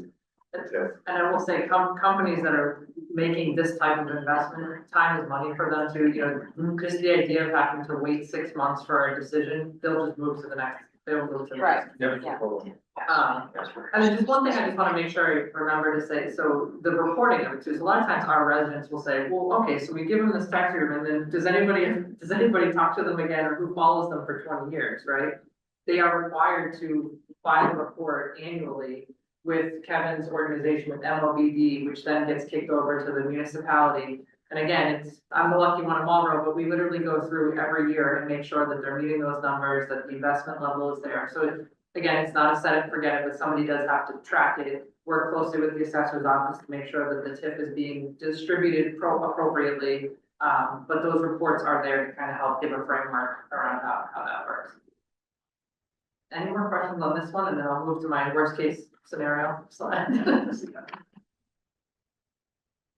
There we go. All right, so what happens when it goes wrong? So again, we're neighbors. I don't know if any of you does anyone familiar with Crowley Drive? This is down near Assabet Valley. There's a over 55 complex down there at the very end. Oh, it's that building off of 290 that no one's in. Correct. Yeah, I know that. Yeah. Yep, so that's 92 Crowley Drive. So years ago, 2015, LFB, which was a French life science company, had come to the city, wanted to talk to us about building a 65,000 square foot facility at 92 Crowley Drive and bring 50 jobs to the city. We were excited. We thought that was a great idea. So we negotiated a TIF with them. It was a small TIF. I think we only did a 5-year TIF, but we entered into the agreement. They built the building completely. So we have this big, beautiful, at the time it was red and blue. You might remember driving by it off of 290, but this great building that was there, but nobody ever moved into it. So we had this building that was sitting there, no jobs associated with it. So obviously we were utilizing that clawback situation. We were doing all of the things that we could do through those mechanics, but we then eventually decided that we were going to terminate the TIF agreement. That was a mutual decision between the parties. There was actually a new company that wanted to come in and buy the building and add on to the building. So that was a good thing. Spoiler alert, they never came to the city either. So today we still have an empty building on that site. But as you can see, if you look at the fact that there was no building there to begin with, the revenue we were generating was just $14,000 a year. Because they built the building, it's now valued at $39 million and the city's generating $668,215 in tax. Who's paying it? The owner of the building. Who's the owner? So right now it's Resilience. So LFD owned it for a number of years. You still have to pay the taxes on the building. Yeah, so Resilience, I mean, they also were the victim of COVID here too. Now return office might help, but that thing was during COVID, you're like, what are you gonna do with that? Right. Like, but now I feel like that building has a chance. I hope so. I think it does. It's still weird. I go by it all the time. It's Yeah. still weird. You're like, okay, what fits in there? Right. But, But we're still at the end of the day, we don't have the people, Yeah. which is one of the huge benefits of the TIF. But we're still collecting significantly larger revenue than we were. but that's not a bad, how's it a bad story tomorrow? So that's my point, is it's not, right? So even though the TIF went wrong, the city still was able to win in that scenario. Because we're collecting a significant increase in the value of the taxes on that site. But you were able to negotiate your way out of the TIF as opposed to unilaterally saying that at the end of it. So it was a mutual decision. I mean, they came to us and said, they're not coming. We want to sell the building. We said, well, you can't sell the building until you pay us back the money that, you got in the beginning. So we got all of the money back that they had received in savings and we terminated the agreement. But if they didn't, for example, if they didn't want to end it. Yeah. You would still, We still could have, Yes. because they were not, Yeah. they weren't holding up their end of the right, bargain. it's obviously a lot easier, you don't risk litigation or anything like that. Yeah, do it that way, good. Actually, this slide sparked another situation that happened in Marlboro that I think is worth noting. And that is occasionally, you'll see the business change that, is occupying the facility that received the TIF. They had a Fortune 500 company that they offered a TIF to for a line of business. That Fortune 500 company spun that off and sold it to a separate company. There was a TIF on that property, and I believe they were getting state credits as well. It simply was a TIF modification that says, okay, the credits no longer go to company A, they now go to company B. So there's no reason just because, the names have changed, kind of thing, that you have to start over. So they are, modifiable as well. And another example is, down on the south coast, of Fall River, we had a business that had an existing TIF for a manufacturing facility, food manufacturing facility, right? And they needed to expand their facility to allow another 1 million gallons a year of soup to be manufactured, right? You only have one TIF on a parcel at any given time.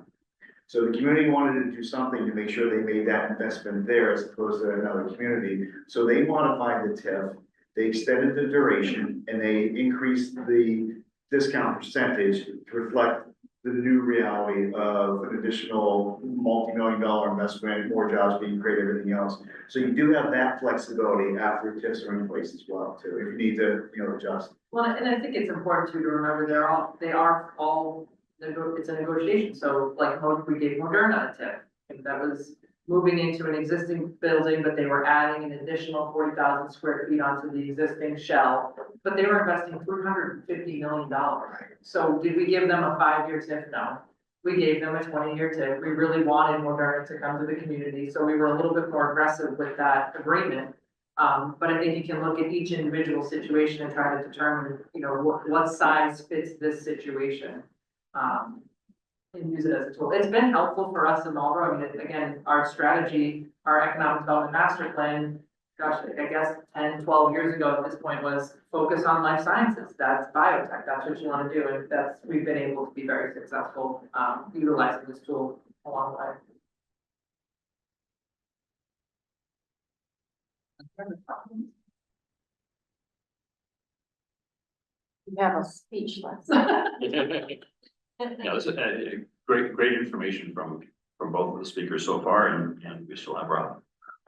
Yeah, hi, okay, I do speak, I'm local, I live in Southborough, I was the chair of the Economic Development Committee there for a couple of years, thank God I'm out, but, one of the things that, the whole conversation has kind of shown is that it is, collaboration, between, the state, the municipality, and the business.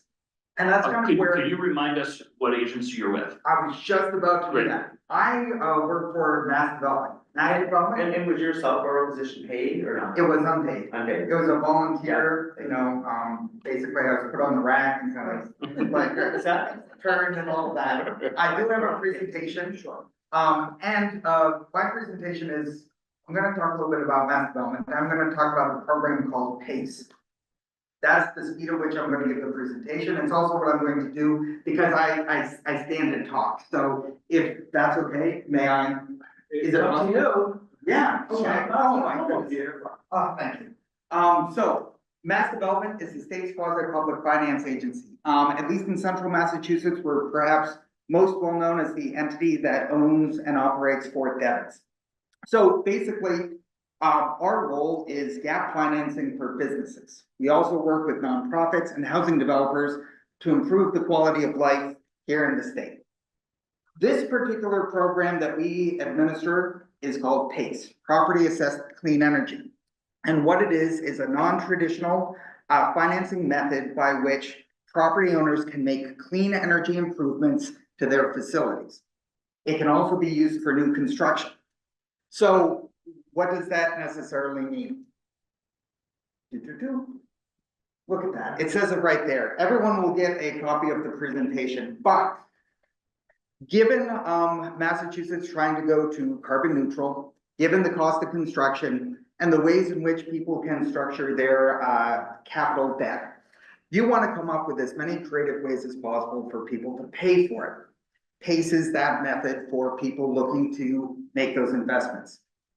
In essence, when a property owner or a developer is looking to build, they're going to be making a choice on how they build the building.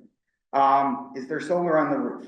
Are they thinking about putting solar there? What about their boiler, the windows, the insulation, all of those things that go into building a facility? They have to pay for that somehow. With PACE, I'll hit upon all that later. With PACE, what happens is the financing is provided by a third party capital provider. It could be a bank, could be the private sector. And then that financing is repaid through the community's property tax bill. The community acts as a pass-through for collecting those funds and then distributing it to those people that lend it to them. It is not the municipality's money. It's structured like a betterment, like a sewer betterment or sidewalk betterment. However, It is not the municipality's money. It is just the municipalities taking the role of collecting it, passing it through. The property owner, as opposed to carrying that on board as debt, has it as a business expense. So on their accounting, it looks better. And they are making choices towards sustainability. A lot of the people who are doing that are the ones you would expect. Office users and hospitality. Those people have to replace their windows. They use a lot of energy. They've got people passing through all the time. They're looking to, maximize, their energy efficiency programs. Again, this is for existing buildings and it's for new construction as well. So, Connecticut has done it. Rhode Island has done it. During the pandemic, Massachusetts opted into the program. It is not a mandate that a community choose to become a PACE community. That's partially why I'm here, why I'm standing, why I sound like a salesperson. I am not talking about a municipality that potentially might want to opt into the program. What it does, and I know when I heard about it, I was very excited. Does not need to go to town meeting. If a community wants to opt in, it is simply a vote by the select board. So this is all of the information on the program. Again, you will be receiving this, which will have all the details. Again, the key thing is that the property owner is going to be making improvements and bringing in outside capital to the community. Again, new construction or existing facilities. If people are determining how they want to spend their money and where they want to do it, if they have multiple locations throughout the Commonwealth or throughout the US, you want them to do that here in Northborough. If they have the opportunity to get the PACE financing, potentially they could do it here. And again, it's one of those things, and I can answer questions. If people want me to be more formal, I can. If you want to be informal and shout out questions as I go through, please. That's the number one thing, because at the end of the day, outside capital coming in, but perhaps most important to me is the fact that these are clean energy improvements. If we're thinking about those large buildings out at Northborough Crossing that have big roofs, that you potentially like to see people invest by putting solar there, because again, it lowers the utility costs and it helps lower the carbon for our kids. Wouldn't it be great if the community had that potential to offer that? Not as a mandate for them to do it, but as an opportunity, just like the offering a tip. If the community can say, we have and understand the program, that's a tool in our toolbox. That's something to get you as a business to come and think about investing here. That is the same thing that PACE can do. Again, the eligible measures: insulation, windows, boilers, solar on the roof, car chargers. One of the things, and again, I'm going to use a specific example. When banks are thinking about financing buildings, either existing or new, and the more so for existing, and the person says, I need to replace my roof. Bank is less willing to lend money on that because it can't be collateralized. Every building needs a roof. So it's very difficult for that property owner to get money to replace it. Roof replacement, if they're putting solar on top of it, is PACE eligible. It is amortized over 20 years. And again, a building that has those clean energy investments in it, probably going to be assessed a little bit more. And again, because it's not the town's money, you can collect on it. I bring this up as an example. This is in Greenfield. It's a very small building. Greenfield opted into the program. That building had been empty for some time.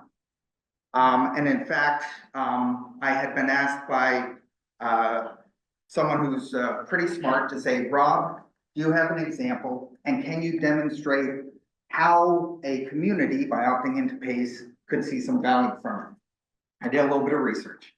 That building in 2016 was assessed for $80,000. Gentleman bought it, tried to create a capital stack to make investments to put on, some solar, invest in the building. They did. They got PACE financing, $450,000. That building is now assessed at 1.3 million. I mean, this is probably naive. Maybe this question for Mitch. By doing clean energy and solar and geothermal and a lot of really cool stuff, we have to do trees assessments on those. I mean, I would ask Jason, but if it's a value of the building, I imagine that's increases the property value. Do you have any examples to throw we can point to? Not that I can think of. I've thought about it before. I don't know. And then the question I asked about is like, when we do these based on the structure and like, sometimes like the owner is the occupier, so if Amazon pays 2/3 of their taxes, they don't own it, or you have a senior center that's not paying fair market value, if they do it, we don't. Well, it's a nonprofit, it's part of the town government, or it's a nonprofit. Amazon's not. Correct, yeah, no, I mean, I guess what I'm trying. So you're saying if Amazon put solar panels on their roof, would that increase the property value? Would we receive tax revenue from that? No, maybe I'm supposed to say, Understand. how to position this locally. Okay, this is not something that is going to directly benefit the community financially. What it is, remember I said earlier, you have very few levers you can pull, the TIF being one of them. This is another lever to help incentivize economic development in your community. That I, as a developer, I need to spend $1 million on green energy improvements to my facility. I can either build that into my capital stack that I'm gonna have to finance or come up with cash for, or if the community is willing to participate in PACE, essentially, mass development floats a bond for $1 million. They pay for the. It's a little bit more nuanced. Right. But what it does is encourages outside investment into properties by the property owner. So it doesn't matter who the tenant is in that space, the property receives the investment. Can you explain in more detail how the money works? Absolutely. So, like, the money comes from mass development? No. And goes to the. We administer the program. Yeah. There's a third-party capital provider, Bank of America is a capital provider. What they will do is give a loan to the property owner of, let's say, $1 million to put solar on the roof. That is amortized over 20 years, and the property owner repays through their property tax bill the $1 million. The municipality collects the money, sends it to mass development, who administers the program, and then pays the capital provider. The one thing that you do get as a municipality is that property owner making the investment in the facility with a clean energy focus. So then the town would have to be responsible for tracking how much money goes to mass development and how much money goes to Bank of America. No, mass development actually has a consulting firm that we work with and the municipality for setting up the PACE financing schedule. It doesn't change year upon year. And so it's simply a line item on the property tax bill that's PACE that just gets carved out. If there is a default, if there's anything like that, the responsibility is not on the municipality. It's simply on the collection and pass through. So there's certain systems that the assessor's office and the finance department collector have in place or be a part of in order to integrate property bills and provide those betterment line items. I don't know what the town uses. Do you use Munis? Yeah, I mean, this sounds a little familiar in terms of being similar to like the Title V septic program. It's where Yeah, if you do, you know, sidewalk betterments, if you do sewer betterments, it's basically a betterment on the property tax bill and it just goes through. Are there any estimates then on what the, I don't use the word burden, but what the additional staffing requirements and work requirements are then on the finance department or assessor's department? Yes, very minimal. Because, quite honestly, if you're thinking about green energy, improvements and the, access to capital and people coming in, it's going to be on projects that are in a scope that have clean energy investments of above $1 million. So there are going to be very few for every municipality. This is one of the examples. We have another example, 787,000 in Boston. And this one, another one in Boston, 1.1 million. So they're going to be on the larger side. In terms of the burden, again, our expectation at Mass Development is that if a community gets one a year, they might be lucky. Again, what this is a tool in the toolbox for people who are thinking about where to make that investment and kind of how they choose to and what they choose to do. So our scenario would be Northborough Crossing, line holders versus solar panels. Yeah, absolutely. Owner came to us and say, well, here's your option. Or it could be. You wanna make that investment, we'll commit to entering into Facebook. Or if somebody wants to buy White Cliffs and wants to put in geothermal HVAC because they've got the land to do it at White Cliffs, they'd be making $1 million investment in that, to help further that project at the same time that it's energy efficient. And at the same time, hey, that's $1 million worth of additional, you know, if somebody buys White Cliffs that happens to be taxable property, then that becomes, Key piece is, you know, for the developer, that's off balance sheet because Yeah. they're not carrying that debt directly. It Right. comes in as a betterment fee. So, you know, as you're building your capital stack, that's a piece that is not necessarily part of that stack because it's off balance sheet. It's a tax liability, essentially. There are lots of reasons why people opt in. The city of Beverly, I believe, did a Sustainable Together initiative with Salem. And so they chose to opt in because they, as a city, believed in sustainability. And if they were going to be asking their property owners to make choices on the improvements to their building, they wanted to offer them an opportunity to pursue other types of financing to make those choices. In Greenfield, this project was the spur for the community to adopt PACE. So sometimes it's philosophical, sometimes it's a particular project. Most often it's somewhere in the middle where you say, listen, we want to try to be as open as possible to sustainable development, new construction or retrofitting existing, but we don't have that.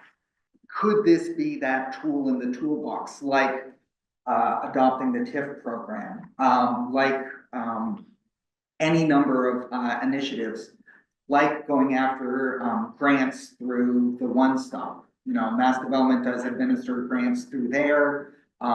It's all part of the choice. It's just an element for receiving more financing for developers. So, I'm thinking kind of like getting started, it's like, what's our existing build out?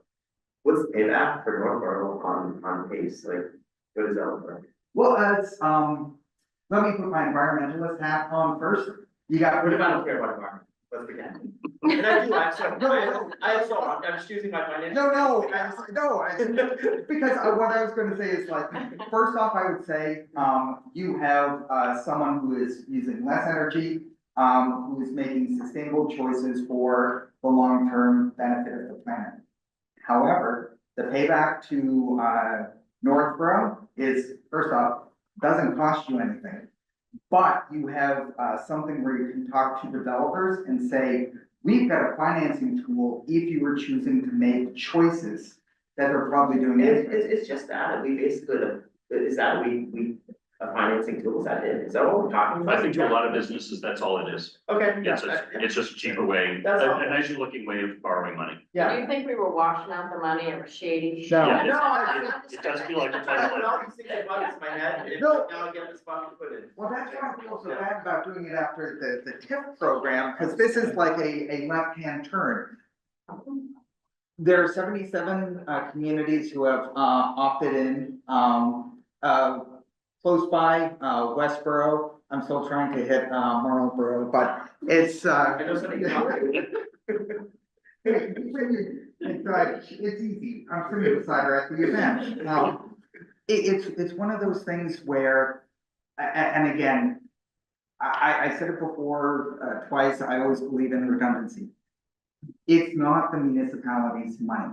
There is no cost beyond a little bit of staff time and understanding about how it is collected. Given the fact that, you know, you have your assessor and tax collector with some familiarity with munis and potentially betterments, and the fact that mass development employs consultants to come to the table to help go through that process, it's something that you can at least say, look at us as a community. We have adopted PACE financing for those people making commercial investments in their property for clean energy. We believe in sustainability. Look at us. We believe in offering developers the opportunity to do more. Look at us. We are going to potentially have conversations with people who want to put a shovel in the ground and do new construction that potentially could have green energy benefits.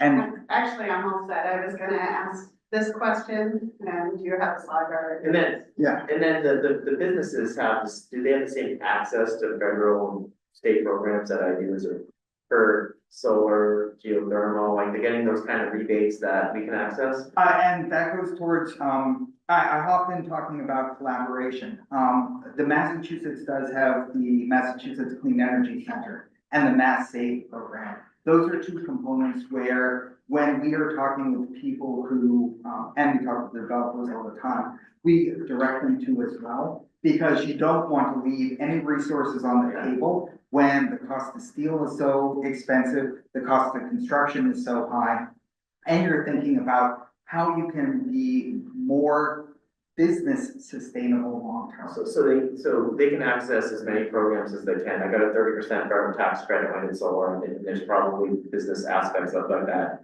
Northborough's role in this case would be to give, is it 0% financing? Is it a below market rate? Like, what is Northborough's role there? Northborough's role in PACE is not. Okay. We're a money launderer. We're washing money. Yeah. That's just administration, that's it. It's, Yeah. Opt in, like, Okay. if a company comes to Marlboro tomorrow and wants this, the answer is, sorry, we don't have it, you can't do it. Why do you want it though? Why do you? John, I think of it the way, if you're not thinking about it in environmentally, Yeah, blight, you know, we're helping to make our properties more attractive, Sure. and people are investing in them, it's. Solar panels make things more attractive, I think, or at least sense. Well, No, I know, It's it's- working on the whole building in general.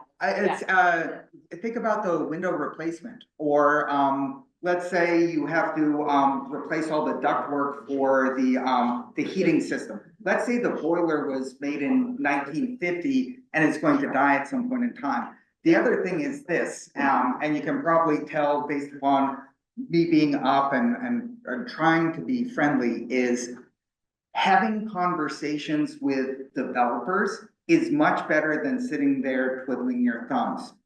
And whenever anyone says, how can I finance my development? I know that I can talk about this particular program in regards to certain communities.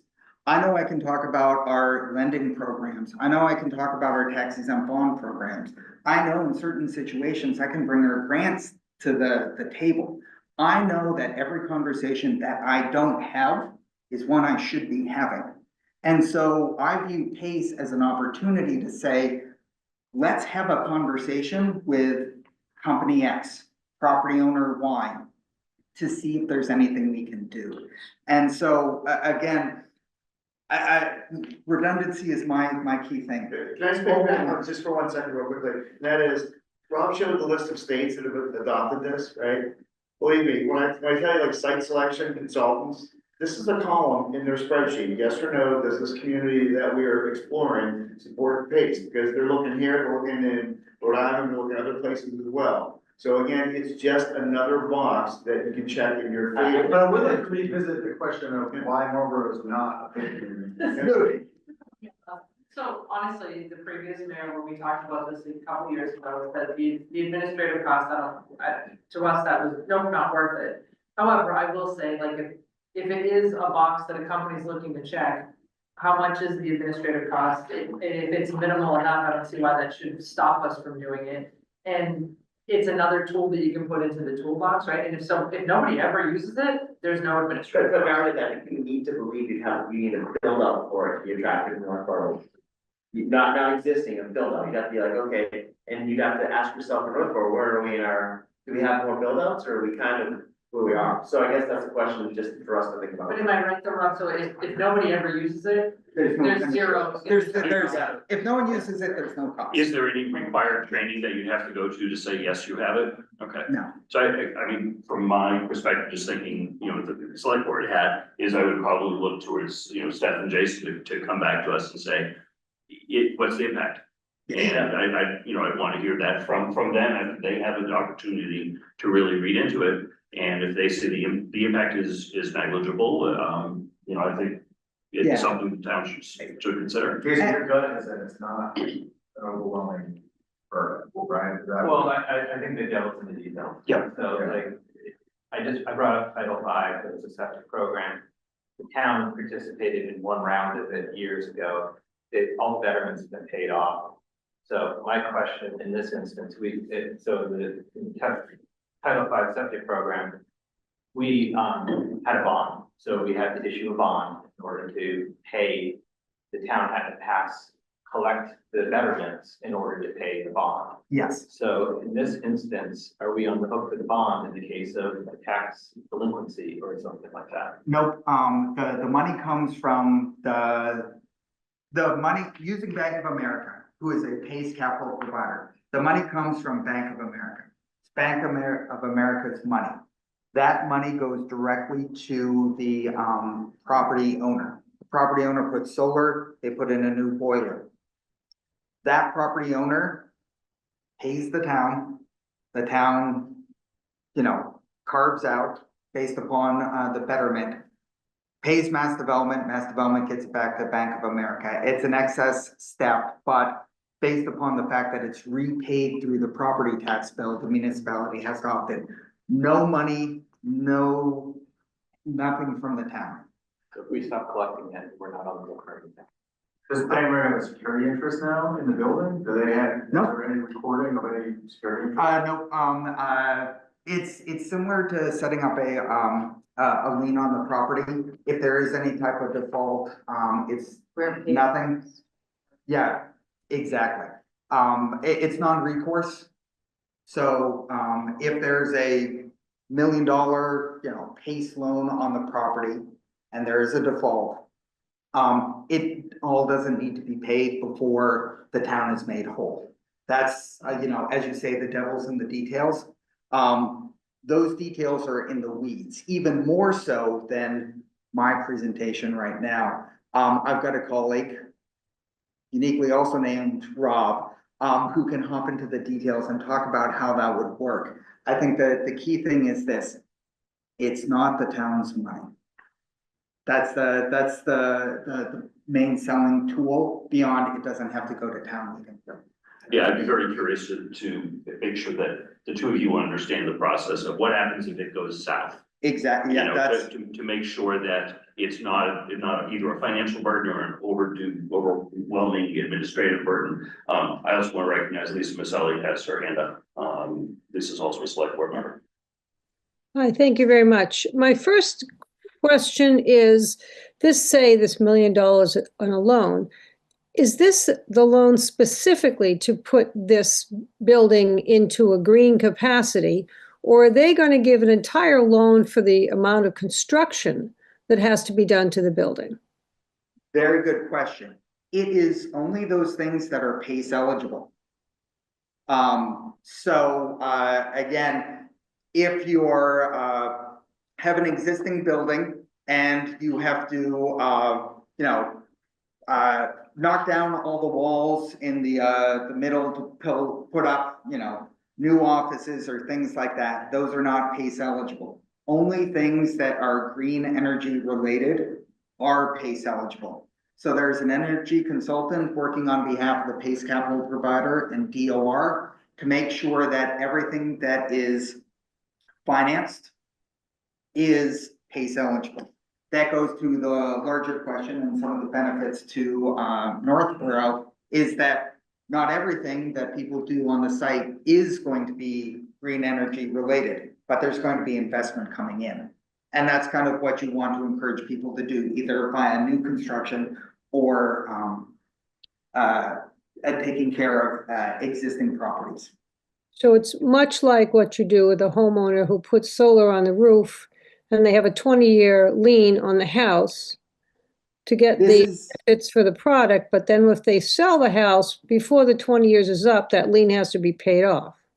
It's similar, but this is only, this is what's called C-PACE, commercial.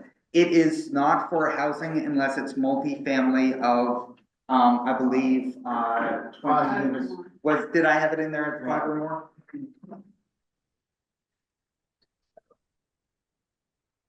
Again, I appreciate Kevin inviting me to come here because, again, I could do something like this directly to the select board because it's just the select board vote.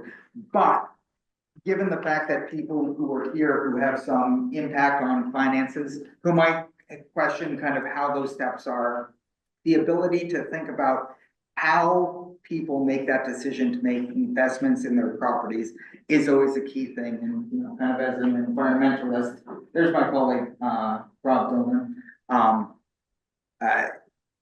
We would have that conversation. We'd bring the guy in the weeds here. We'd have that conversation. I can help set it up.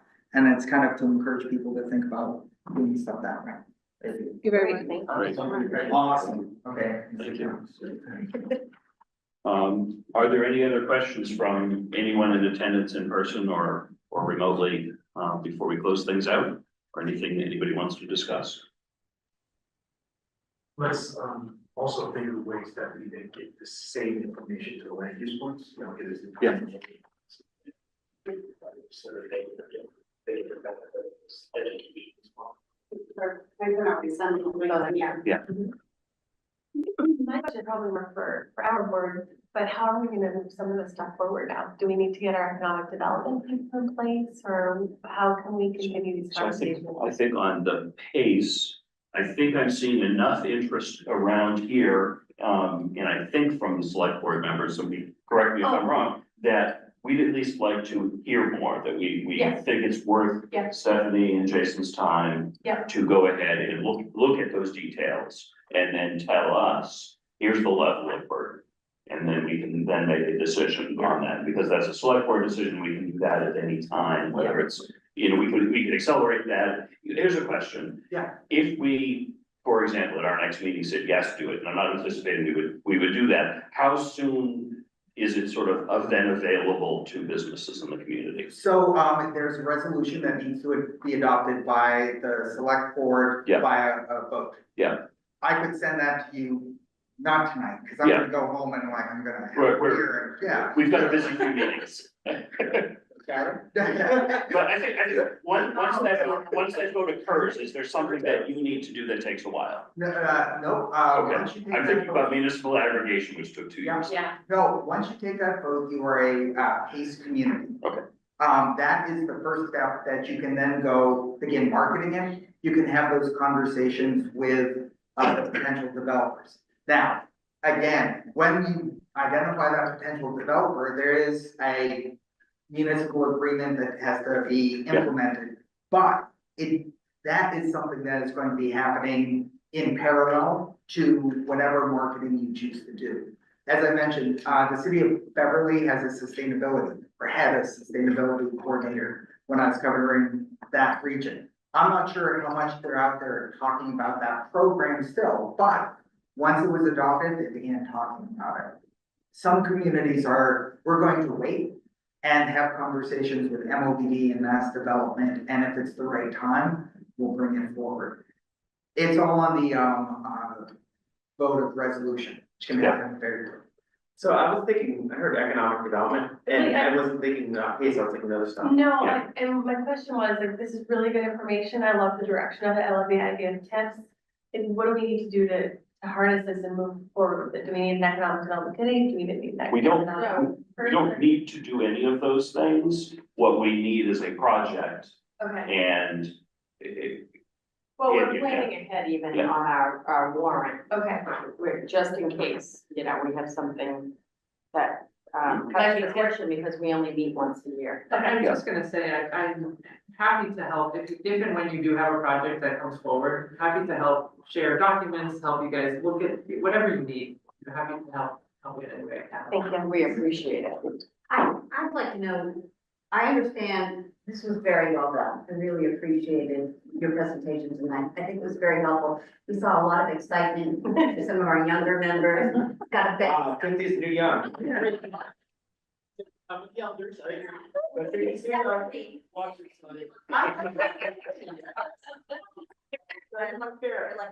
Oh, yeah. You like to discipline the son, I know. When you are, just the eyes.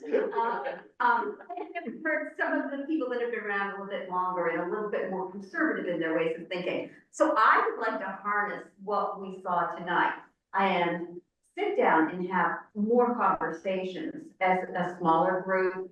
And let's start planning forward. It's not just for this town meeting and some one lone project, but let's. yeah, so this is our second meeting talking about economic development. We had one that was, you know, significantly land use related, and this is more finance related. It would not surprise me if we have more, and we should have more. We don't have an economic development committee. We know that that's a staff limitation, that we don't have somebody that can spearhead that, so maybe we don't get that right away. But so maybe we're in. Yeah. Right? So Take a step. Yeah, we need to step Just out take a and step. take a I step. don't see any downside at all to tips, and I guess what I'm wondering is, is there a mechanism where at town meeting, there can be a warrant article that would grant the select board the authority to enter into tip agreements without, not development. Yeah, that's a question for the town council, whether the. Yeah, like whether or not it has to be a. Just make it open-ended, so at any point in time. I believe it's gotta be certified project specific. Yeah, I think, That's what I'm. yeah, I think we need to name the property owner in the project. It's fine, it's nice, Yeah. it would be nice to be able to have Yeah. more of a An open-ended, authority. Yeah, Just for efficiency's sake, because there are people that are like, I wanna build this now. Yeah, right. And, you know. Yeah, Yeah. I believe it's gotta be certified project specific though. Okay. I think that's correct. Can I ask one favor of the community, and you can say no, but. Yeah. I will occasionally have, business come to us, hey, we're looking to do the following, we're gonna create 40 jobs somewhere in Massachusetts. And if Northborough is on the list, I would love to be able to make the introduction and say, well, maybe talk to them about local incentives as well. Okay, we can do that as part of doing business, but I would also ask the inverse. That if a business comes to you and says, hey, listen, we're gonna, put a 20,000 square foot addition on our manufacturing facility to add another assembly line. The next question would be, are you gonna be adding jobs? If so, please make that introduction to us, because then they can apply for the state credits associated with that job creation. So we really want to have this, continuing kind of conversation where we're flipping leads your way, you're flipping leads our way. And then the other thing we all joke about is Team Massachusetts, like someone called Rob about financing, he goes like, yeah, but I think there's an opportunity for EDIP credits, and then it turns into a TIF, and then there's life sciences credits, something like that. So there's no right or wrong point of entry into Team Massachusetts. And that makes you guys look good too, if you're not it able really to do does. something, Yeah. but they are, it's still, That's the good. community is still helping. I know Lisa has her hand up. Lisa? Yes, I just wanted to say that I'm not on board right now of jumping into this for the selectmen's purposes. I think there's a lot more questions to be answered. I'm not really comfortable with putting it on a warrant this year, but I just wanted to make that statement. Yeah, so we would need to have a very specific project in place, so. From what I remember from doing these in years past is there's a project and one way or another that project then gets discussed as a potential TIF. It's a negotiation, so that's a select board negotiation in executive session. In theory, you can go to town meeting at the beginning of that and say, just give us permission to negotiate whatever we want. That is usually not a good sales pitch for town meeting. Is that we would negotiate a TIF and have something pretty close to finalized, then bring that to town meeting. And then we would have to sell that, so we would have to be comfortable with it as a select board. We would have to be comfortable enough to then present and defend it at town meeting. And then town meeting would have to approve it. Then we can go back and finalize the I mean, last but a piece lot of of times it's like things happen so Yeah, quick, I know. so you're gonna lose it. So Yeah, if it's you, tough. if you go to, like Kevin was describing, the most fruitful way is to go to town meeting with a designated property and say, would you give the select board permission to enter into a TIF agreement for these reasons? Yeah. You know, and. Yeah, describing the if we project. can do that, if there is no detail known about the project. You're gonna need to provide the community with enough detail that they feel Right. confident that it's the right Yeah, fit yeah, for the Right, community and everything else. The actual parameters, whether it's 5 years or 20 years, or whether it's 100% year one or 70% or whatever, that is part of the art of the negotiation that I hope the community will trust the select board with. You know, so that's why, you know, I would always tend to skew towards, obviously, you need to share enough about the nature of the project, make sure that, you know, the community Yeah. feels comfortable, the business is a good fit, if it's the vision of the community, all those types of things, right? But then entrust the select board to kind of get into the weeds to negotiate the win-win. Laura? Just a quick question. So do we need to put it on agenda to discuss whether we want to consider TIFs in the future so that if businesses are looking for TIF? Well, that's what he was saying, you have to be specific about the. But for us to be. Oh, like a ballot. Just not even to go to the ballot, Advertise that just we're- so that businesses are like, Yeah. oh, yes, I mean, thank you. we can, we could, any town can negotiate a TIF. I'm not at Yeah, that point, just right. like, how do we let people know, like, we really want your business? That's a merit question. Well, I think people know. Well, I think the first step is you can't advertise it if you're not gonna be willing to do Yeah, it. So, right. if, you know, if you're telling companies, we're willing to enter a TIF, and you're not really willing, if you don't have buy-in from it, I wouldn't do that. So we probably need to talk Yeah. in more depth. Let me make a suggestion, but we need to put a stake in the ground that we're interested in working seriously at economic development. And TIF is a tool in the toolbox that we would like to put, and we'd like to understand it fully, and see whether or not it's right for our community or for projects that are coming forward.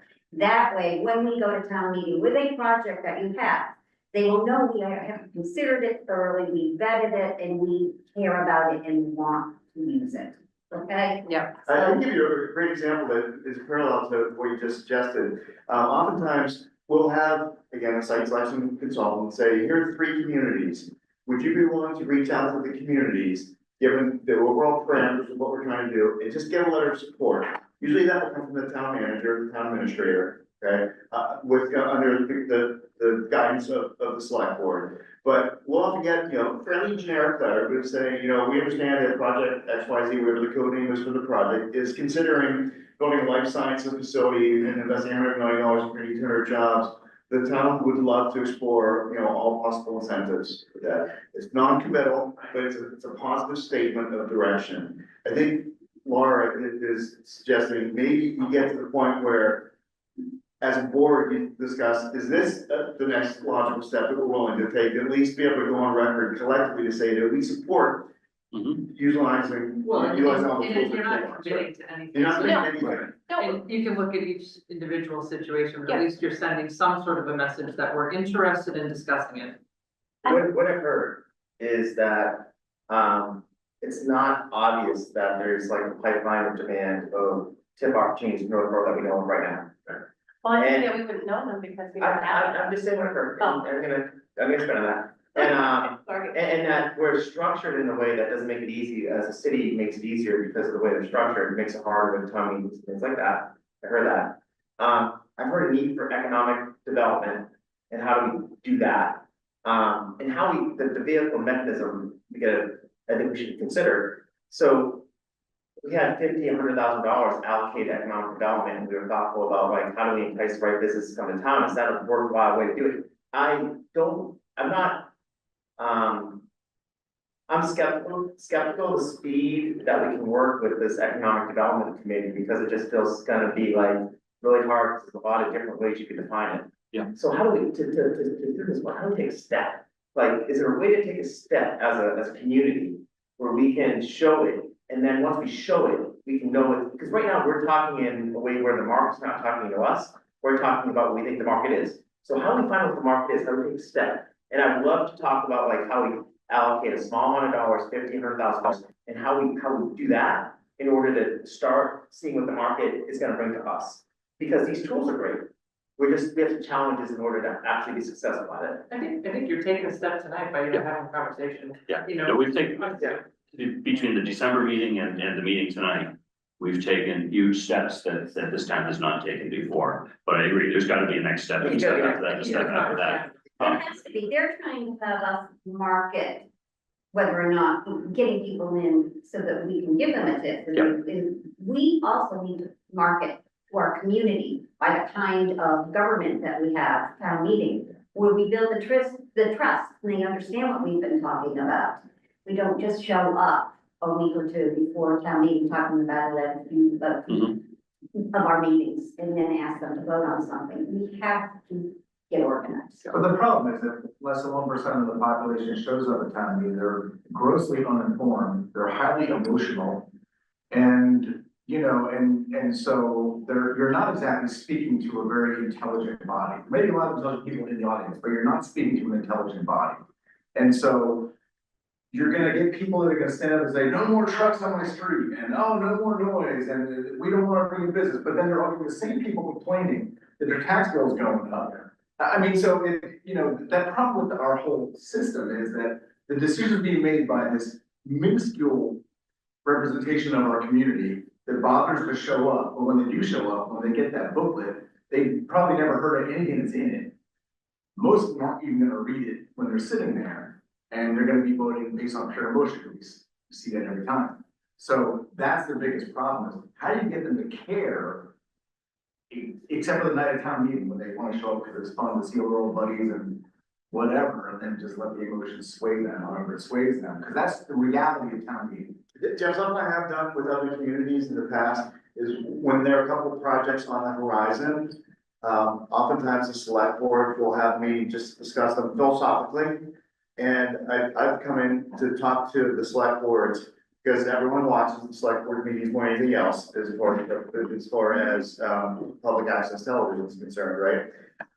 And it's yet another bite at the apple to kind of educate people proactively before town meeting. So like Milford a couple years ago had 2 potential TIFs that they were kicking around. And we went to the select board meeting and we brought some metrics about they hadn't done a TIF in a long time, right? But they had like half a dozen long books, but from years prior, different administration, everything else, right?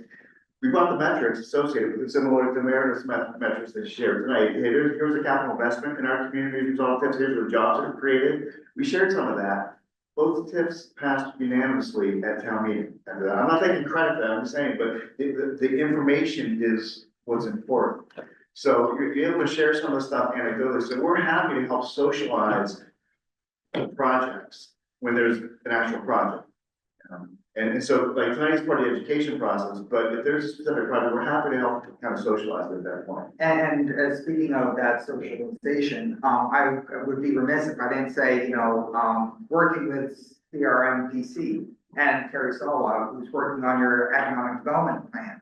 It's sometimes telling that story, developing the relationships with the people who, again, Kevin just used an example from Milford. We've got an example here from Marlboro.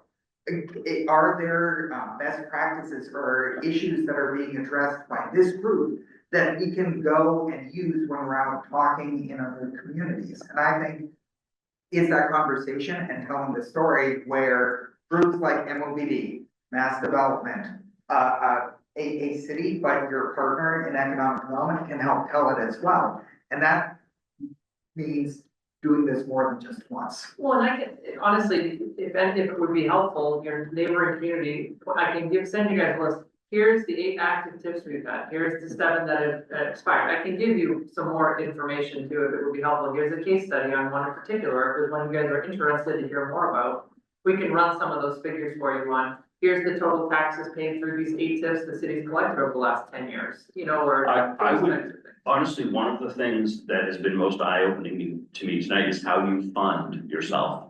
Well, that's a whole nother. Yeah, and I want to steal as much of that energy and concept as possible, because we have struggled in terms of like, you know, there's definitely some interest in forming some organized economic development effort in the town of Northborough. But to do that, you need some quality volunteers, but you also need some quality staff, and how do you do that is fun.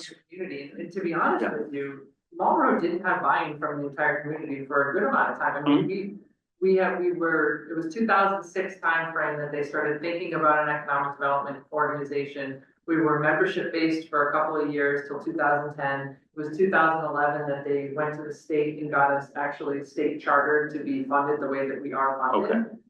So in the way that it was set up, you actually cannot change the funding structure without going back to the state legislature. So they set it up in a way that it couldn't be dismantled. And we don't necessarily have to mirror that, but the idea of, well, take hotel taxes and do that, and What's your asset? we have an inert hotel on Route 9 that might be reopening, and maybe our hotel taxes would go up, and maybe we make a decision that we use that revenue to fund further economic development in, you know, initiatives. Well, you gotta figure out, so for us, it was a no-brainer, we've got 10 hotels and a sports center that brings in 2 to 3 million visitors a year, and then all these companies that are staying at these hotels, that was our asset, that was our unicorn, right? So you gotta figure out what's your unicorn. But you still haven't figured out. Not yet, I don't know, we'll see. It's hard, it's all hard.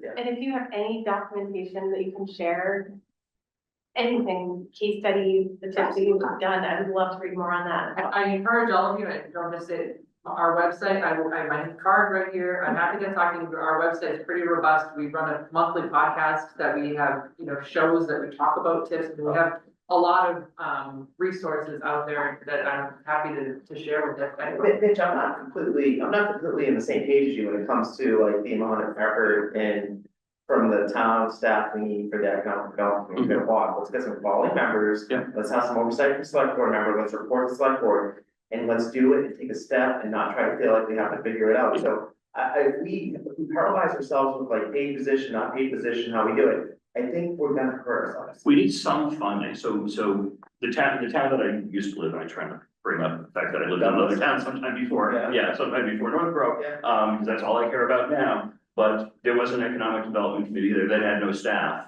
but it did need funding. And it happened to have a member on that was an economic development consultant for a living.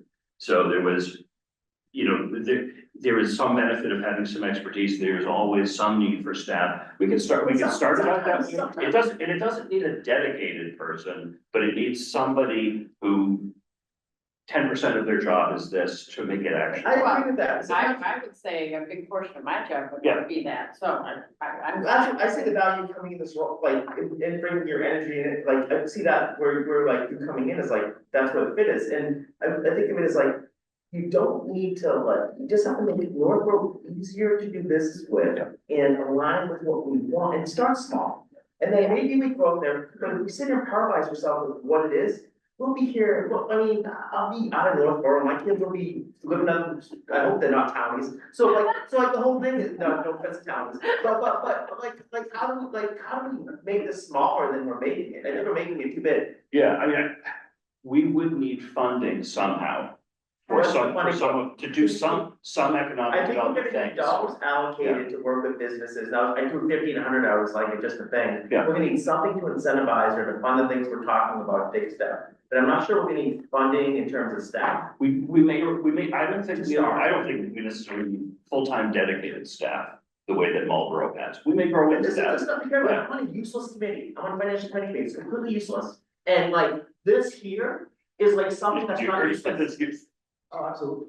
It's completely useless, I'm on a useless committee, and like, this is not useless, like, this is Yeah. real. Yeah. So how do we put assets in real things Yeah. as opposed to like the parade of running a town? This is real. I would say a huge part of this that I don't think everyone understands is our procurement process. So the reasons why we have to pre-plan and put things on our warrant is because we need to go out for an RFP. We have people that are very interested in White Cliffs, more than one person, but we can't say, absolutely, let's sign a tip. We have to put it out to bid because the value of the property is over $35,000. So we do have to take those steps, put it out there to our residents and say, do you trust us to work this deal? And, but we don't know what it's going to be because we have a few good leads, good people that are 100% legitimate, but we don't know when we put out the RFP, maybe we'll get somebody better. Maybe they'll bring more resources than the other 2 or 3 could offer. So who knows, but that's the process we have to go through in order to, you know. I don't think that's what he's saying. No, but he's saying, let's take a step. It's like, he wants Mitch to get off of thinking we have to have some dollar amount to get going. Yeah, I think, I agree with what you're saying. so I will caution that a reasonable way to start could be form a committee that has no dollar and no staff. For the purpose of a year from now saying, what dollar and what staff do you need? Yeah. How many ideas? Yeah. Let's Yeah. like, And we need to make it as hard as we Yeah. can make it. Make it easier. Yeah. I- No, I don't. Yeah, no, I have been talking about forming this committee for a long time. I want to do Yeah, it. but that's I want to. Sorry, somebody over, you see John pointing over, or just at the time, pointing at the clock. All right, does anyone have anything else that's critical for tonight, Scott? I just have one question, because we talked about separate group that does life sciences, do we have a contact information for? Meredith? No, I was doing life sciences. We can. Yeah. Yeah, I just wanted to make sure that's. Number one contact for access to all state agencies. Yeah, that's great. So I want to close it. I want to thank Meredith because some towns would look at the next town over as a competitor. That there are businesses that would come and say, all right, which town should I do? And Meredith wants them to go to Marlboro. So Every time. so I truly appreciate you taking a significant time out of your day to come here and educate us and make us a good partner and a good neighbor. We are rapidly developing and improving the relationship with the city of Marlboro, and that is wonderful. I want to thank Kevin, who I've known for about 20 years. Kevin was once my state rep a long time ago, and we served on neighboring town select boards even longer ago than that. And so thank you, and always good to see you, Kevin. And Rob, great to meet you. And the 3 of you, thank you very much. You have been part of, at some point, I hope that, in 10 or 20 years, this group and those who succeed us on these committees will look back on this meeting and the meeting from December as key milestones in getting Northborough further towards significant economic development interest in the town. And I think this meeting is a key part of that. And the 3 of you played an important role. Thanks for having us. Thank you very much. We need motions to adjourn. When you go in the same order that we started with. Move we adjourn.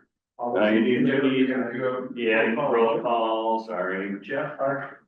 George, aye. Terry, aye. Jim. Aye. That's okay, very good. All right, so your turn. Financial planning committee. Aye. Roll call. Scott? Aye. John? Aye. Susan? And I vote aye. Okay, is there a motion to adjourn? So moved. Lisa, is there a second? Second. All right, Or I. Lisa, Aye. say aye. All right, I vote aye, unanimous. We're adjourned 8:59 PM. We made it before 9 o'clock. Great, thank you very much, everybody.